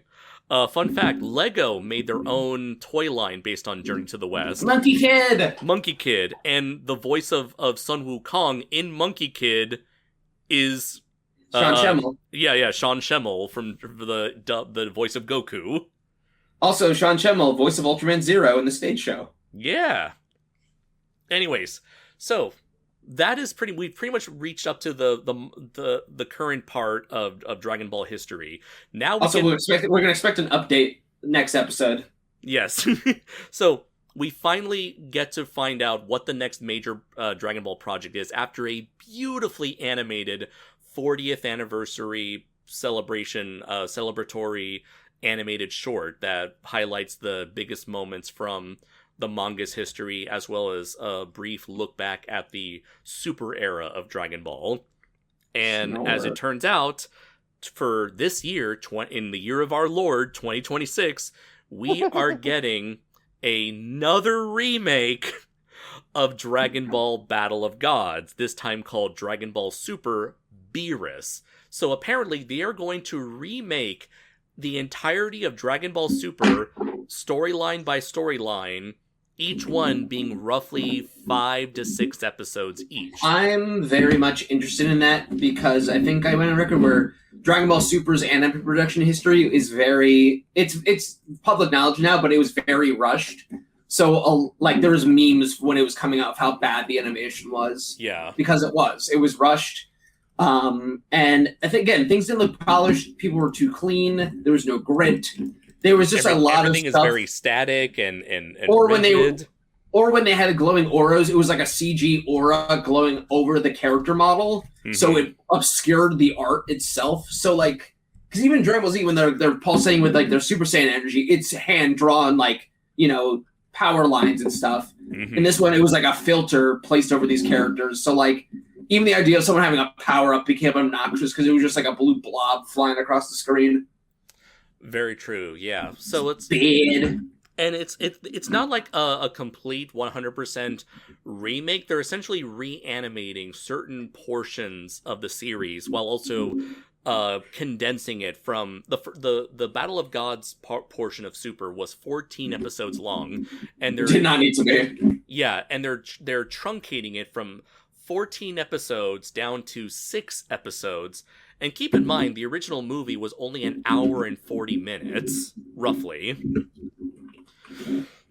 So, yeah, an hour and 40 minutes, roughly, 3 hours of television, I'd say is, you're still going to get an expanded version of that, but I'm certainly hoping for a better experience. Of course, we already have a good version of the Beerus story with Battle of Gods, but if you're gonna tell the story in an episodic manner, I really hope this does the job. Now, as to it's why I'm waiting for this series to come out to recommend my friend who I got through Dragon Ball NZ to wait on Super until they make something like a Kai or this. Right, this is basically Dragon Ball Super Kai, as a lot of fans have been comparing. It's the best way to describe it because I think my friend was saying until they make that and side note, I really want a Naruto Kai because I want to rewatch Naruto, but I forgot how much horse shit there is to fucking trudge through to get anything good. Yeah, you can just read the even manga. Even more so than DBZ. And I like Naruto. It just I can't. I understand. So yeah, now we got for anyone who has not watched any of the for someone like David here who has not watched any of the Super era of Dragon Ball, and may or may not catch up God bless him. on the classic manga, this could be a good point for him to jump on board and check out all this shit. Now, here's a question for you, Frank. Yeah. If they're going to be adapting every story arc of Super, do you think they will eventually make a season dedicated to Broly and Superhero? I kind of hope they don't, just because Broly is such a is so well done in the way it tells its story. I don't think it needs any more expanding. Mm-hmm. Like, in all, maybe maybe a one-off episode here and there, but and the same with superheroes. Like, the meat of the story happens in that one instance, in that clash at the end. Yeah, and that's all we need. There's no one is doing anything interesting enough for me to want to know an episode's worth of it. Mm-hmm. With Resurrection F, I could be I could see that being a plot line if it never was a movie. Of this villain's return and it being a big deal and it's still being pointless. Yeah, but because the movie made it worse because it was even shorter. Mm-hmm. So with Broly being as good as it was and how satisfying that battle was, I don't you would only do damage to that by making that into a TV episode where you have to cut costs and not make that fight as satisfying. Mm-hmm. And the storytelling not as satisfying. Because again, what are you going to do with a full 23 minutes if you're not going to say what you have to say in 5, Right, because the weird thing with the Dragon Ball Super manga is that it never adapted Broly, but it did adapt Superhero, and it added a whole mini arc prior to Superhero that focused on Goten and Trunks in high school getting up to superhero shenanigans. See, that I'm fine with, because talking about filler and stuff, the only bit of filler I actually dig in Dragon Ball Z is the Great Saiyaman. Yes, they literally become Great Saiyaman whatever. Because that, for me, in my head, was the natural evolution of Dragon Ball Z. It's well, there's no more super villains going on. Why wouldn't the remaining Z Warriors or everyone become hero? Because again, Krillin becomes a lot like a cop or whatever. Yeah. With a cab, but but again, the idea of them using their powers outside of stuff and training, Yamcha was doing that from day one. He was a baseball player. Yeah. He was arguably he was doing the scummiest thing you could do, but at the same time, it's yo, fuck it. If he's gonna get dogged on somewhere else, he's gonna still, we don't know what kind of life Yamcha has outside that. He's probably loaded, as far as I know. He's a professional baseball player. Yeah, it's a home run literally every single time. I remember one of the filler episodes of the OG series. We see him playing baseball, and he's destroying people. Yeah. So he that's what I'm talking about. It's shit like that, because Piccolo, Tien, they're always training. That's their lot. But again, it was cool seeing a young Gohan being well, I don't have to worry about too much shit. I'm the strongest one on the planet. Mm-hmm. Stronger than my dad. So I'm gonna do some low tier superhero stuff. And I was hoping it would have ramped up and then keep doing it, but and then it stopped. Mm-hmm. And the other tournament was also really cool. I love Pycon, and he's not real. Yeah. I'm sad about that. And unfortunately, we will never get a Toriyama written Pycon story. Well, and what's messed up is that Pycon's in one of the movies. Yes, he is. So they made a filler. But it was not written by character. Toriyama, so it don't count. A filler character became a movie character, yeah. And then there's Higher Dragon or Icarus. Yes. He'll never come back. I hope not. He can stay in hell. And then there's Cooler. I love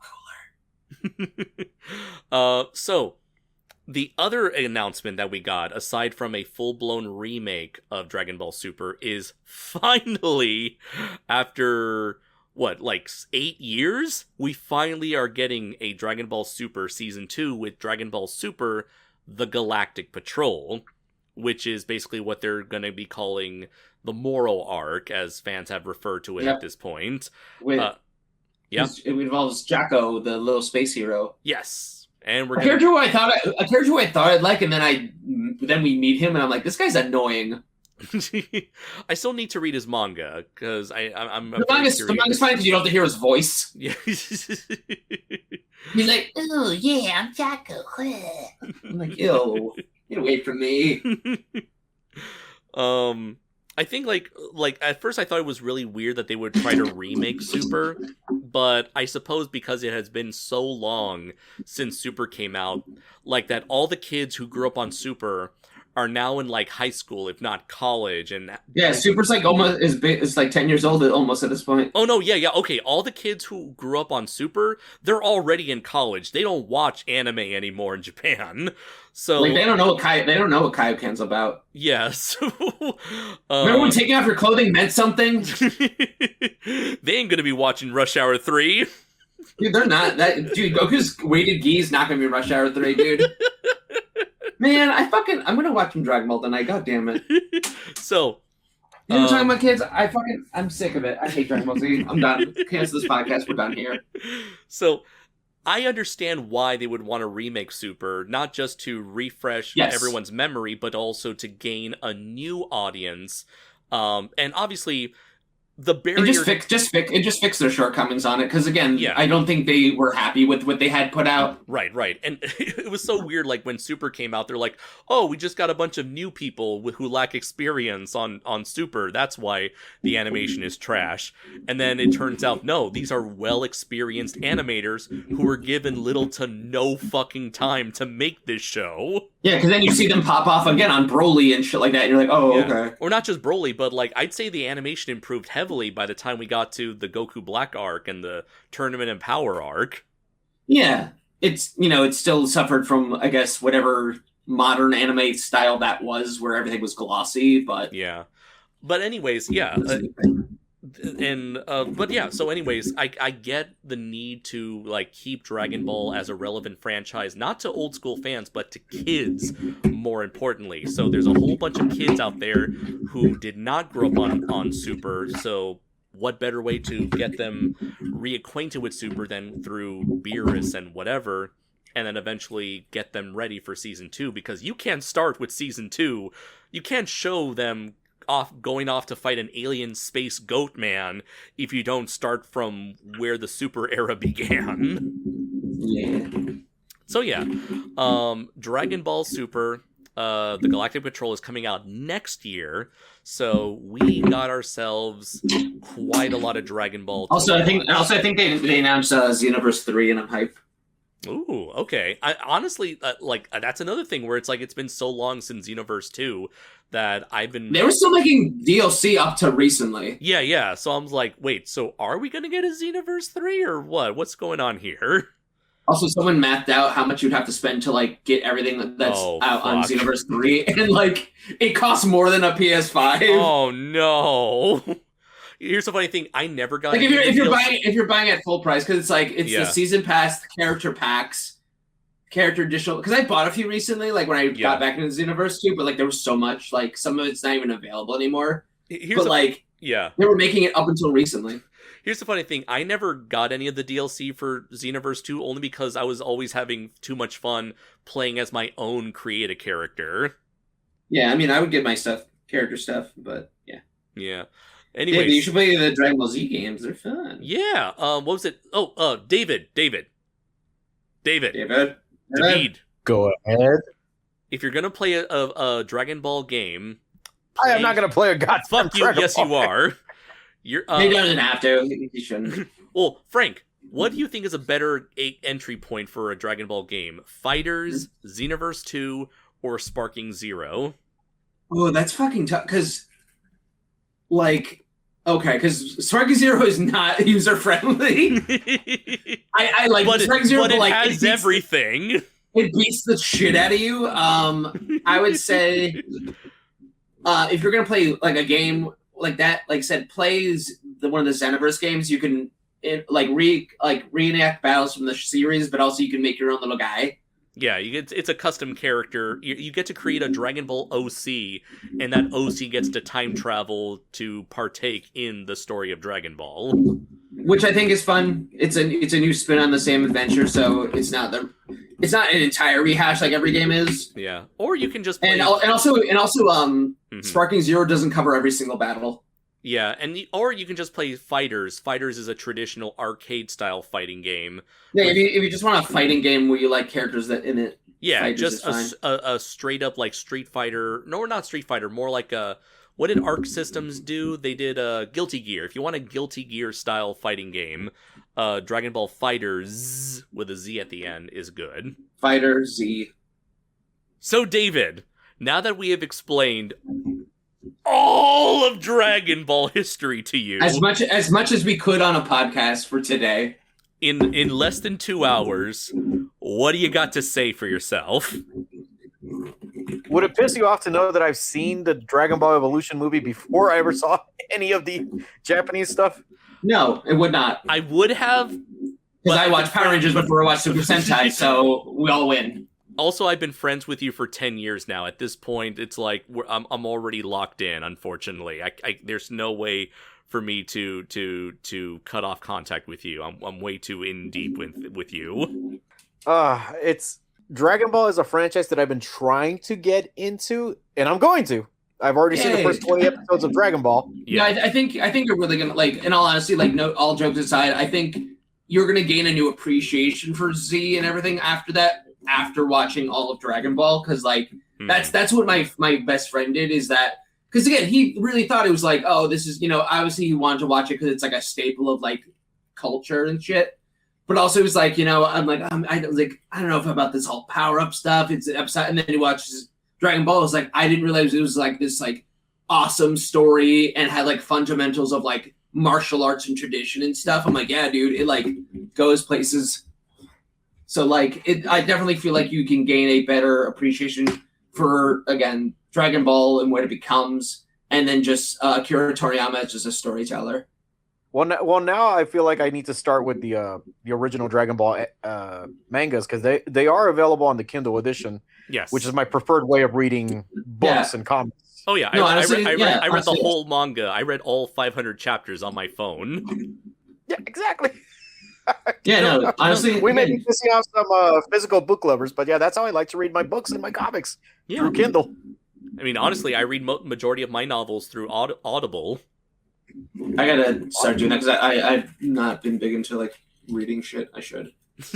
Nobody reads these days. I mean, I can't.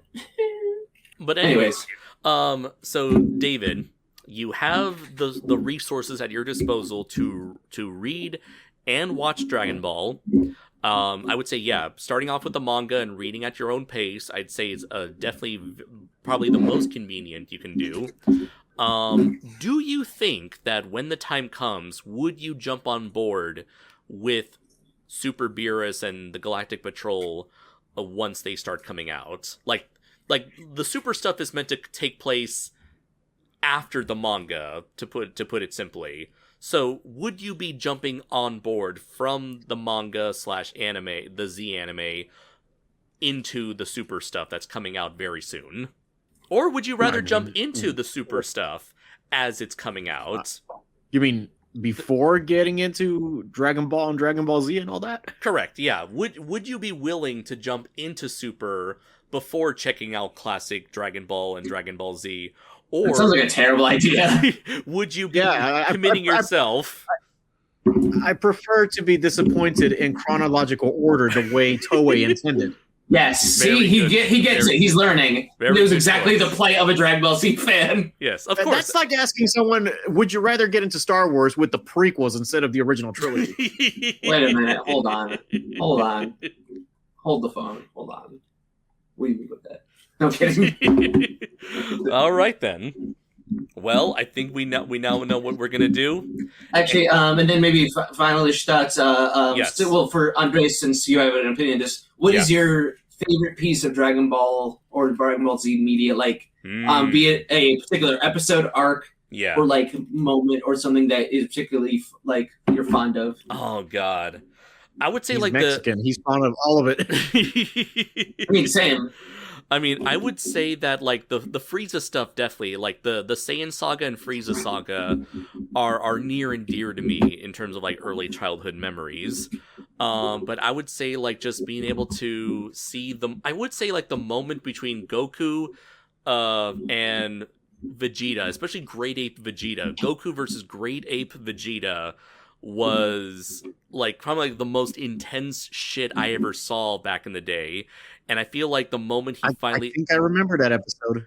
Yeah, and I feel like the moment that like that fight came to a conclusion, I feel like for whatever reason I ended up missing chunks of the Frieza saga growing up, and then I missed like the majority of the Cell saga. And yeah, the Frieza saga, that was because of the thing we mentioned in the beginning, the whole Funimation to Ocean dub. Oh yeah, and that's why a lot of it was missed, because they kept re-airing the part they left off of in the Ocean dub. By the time we got the new ones, we were like, oh shit, new episodes. Because I stopped tuning in for a little bit because I thought it was just going to be reruns. Right. So I missed out. And then I know where a bunch of shit happened. I was like, what the fuck? Yeah. They would always like cut off right after like the Ginyu Force stuff.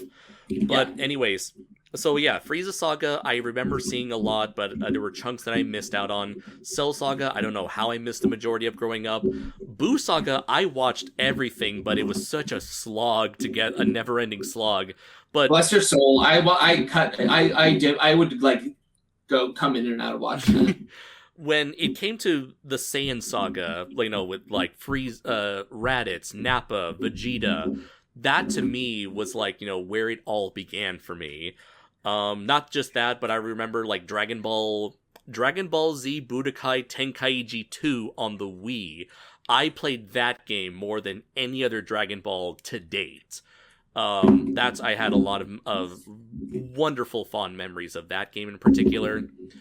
Dragon Ball Z Wrath of the Dragon, favorite Dragon Ball movie, because it's a kaiju movie. It's the only Dragon Ball Z movie with a kaiju in it, with Hirudegarn, and I think that was always really cool to watch. And just also the character of Tapion is a really neat character. It sheds some spotlight on Kid Trunks, but also makes no sense. Yeah, it doesn't make any sense, but who cares? It's a fun movie.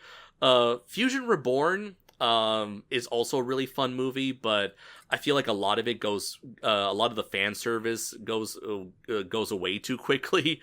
But Trunks and Goten killing Hitler is pretty hype. That is great, yeah. But here's the thing: I remember on the PSP, I played Dragon Ball Z Shin Budokai, which is an expanded adaptation of Fusion Reborn. So like that version of the story always stuck in my head.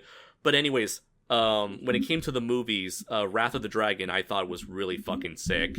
Again, Hirudegarn, Tapion, the Dragon Fist. It's all of it was really good. Was really great to see.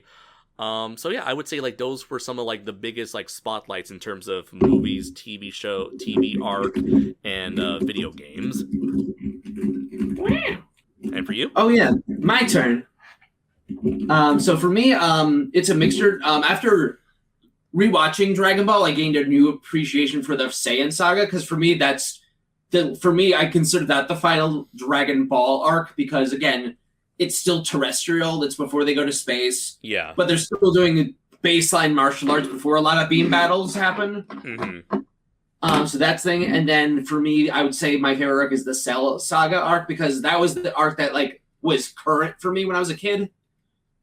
Because like the Frieza stuff was already kind of out by the time I was like catching up with Dragon Ball Z. Mm-hmm. So like I was able to start the Cell saga like when it was happening on television, and then just the introduction of all these cool characters. Everyone was becoming a Super Saiyan. Like it felt like this was like everyone could transform that season. It's a Super Saiyan bargain sale. Pretty much, but I like loved that as a kid, because I was like, oh, well, if I don't want Goku Super Saiyan, I could have Gohan Super Saiyan. If I don't want Gohan, I could have Vegeta or Trunks. Or Piccolo could become like, you know, Super Piccolo, you know, like, or Cell could become like 9 different guys. So within one season, like there was like 6 people who could transform. So as a kid, like I was just so into like the variety of just like that versatility, was like, oh, I can mix and match these guys I want. Like I can have more than one like cool favorite character I like who can do stuff.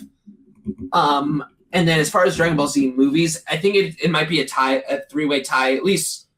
Of what, like, because I love the newer ones, but like the ones I truly love would have to be the first three, which is Dead Zone, Tree of Might, and World's Strongest. Ooh, those are because again those are pretty much still extended Dragon Ball for me, except for two of them. Goku knows the Kaioken, but you still have like most of the Dragon Ball Z core cast in those movies pitching in to fight to save the day.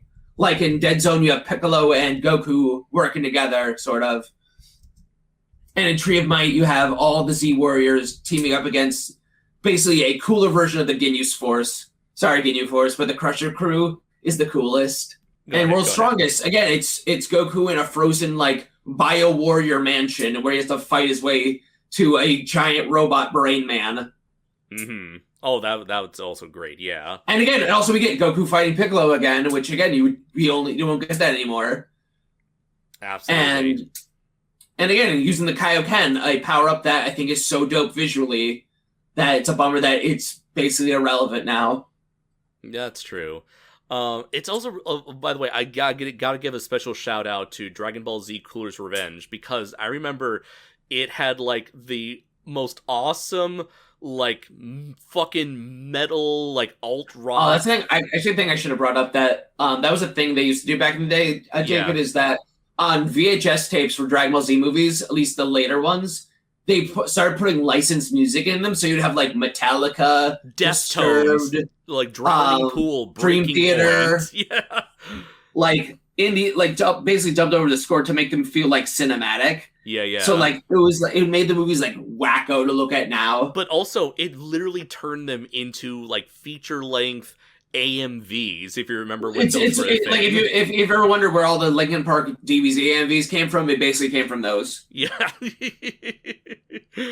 Absolutely. Man, if I ever I actually made a video inspired by that recently. Oh yeah.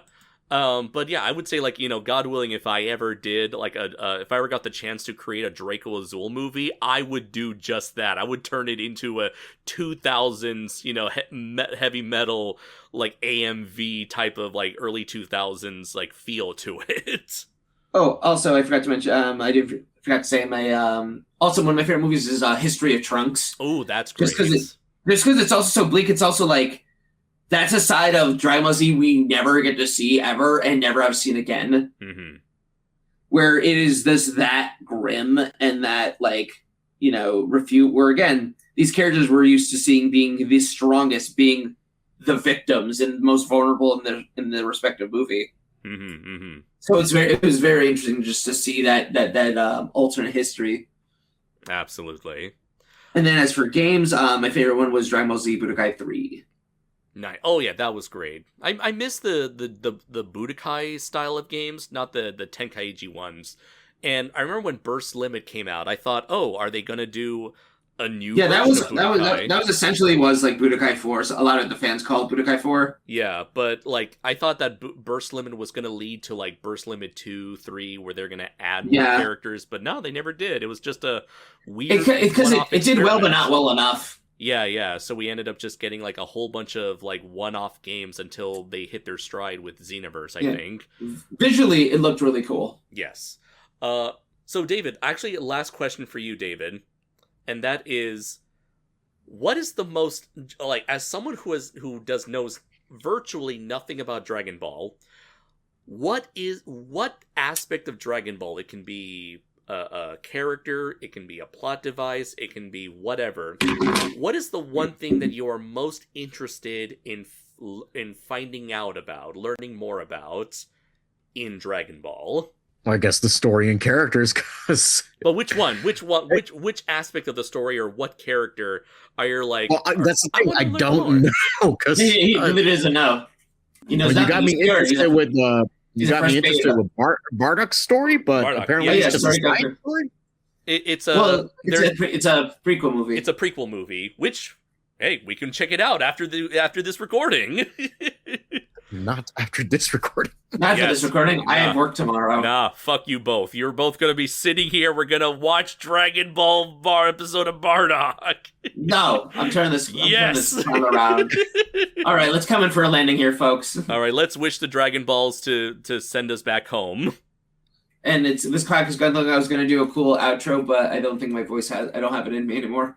final thoughts and maybe what we might be doing next episode. Because I didn't think we'd do another episode so soon, but the response to this for our first episode was very well. I'm really glad it went over well. Yeah, I'm really happy that people dig our voices. They dig hearing us.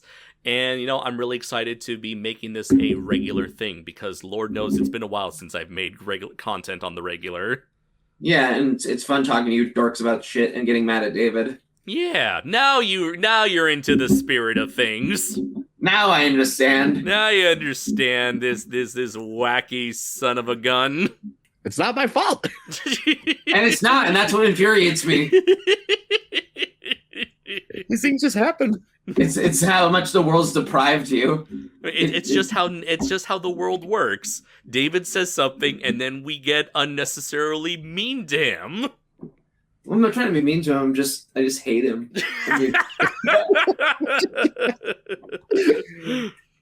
Well, he knows I love him. Well, anyways, let's see. Where can people find you, Frank?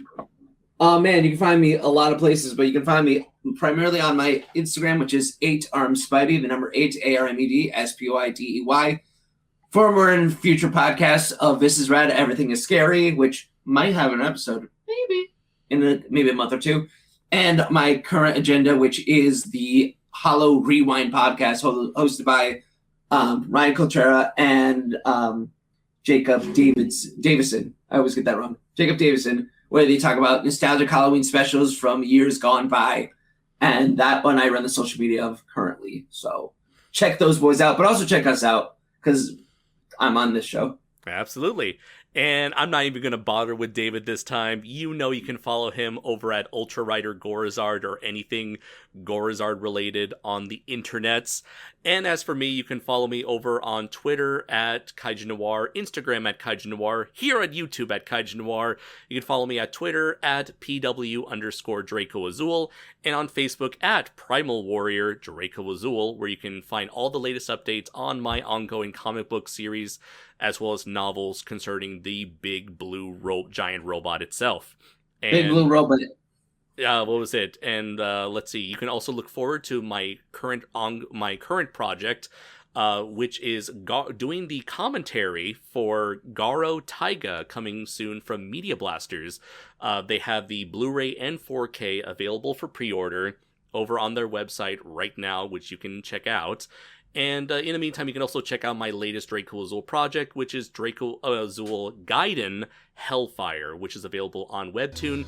We are currently in the middle of working on a Spanish and Portuguese translation of said webcomic, so that we can hopefully expand to all of our Latino brothers and sisters out there. So, thank you very much, everybody, for joining us on this second episode of the Kaiju Caballeros. I have been Andres Perez, aka Kaiju Noir. I'm Gorizard, and these two have been dragging their balls in my mouth. And me, I'm 8armspidey, and I think we're going to get a new co-host. Find out on the next episode of Kaiju Caballeros. You almost fucked up the whole name. No, You're off the show, too. Damn it!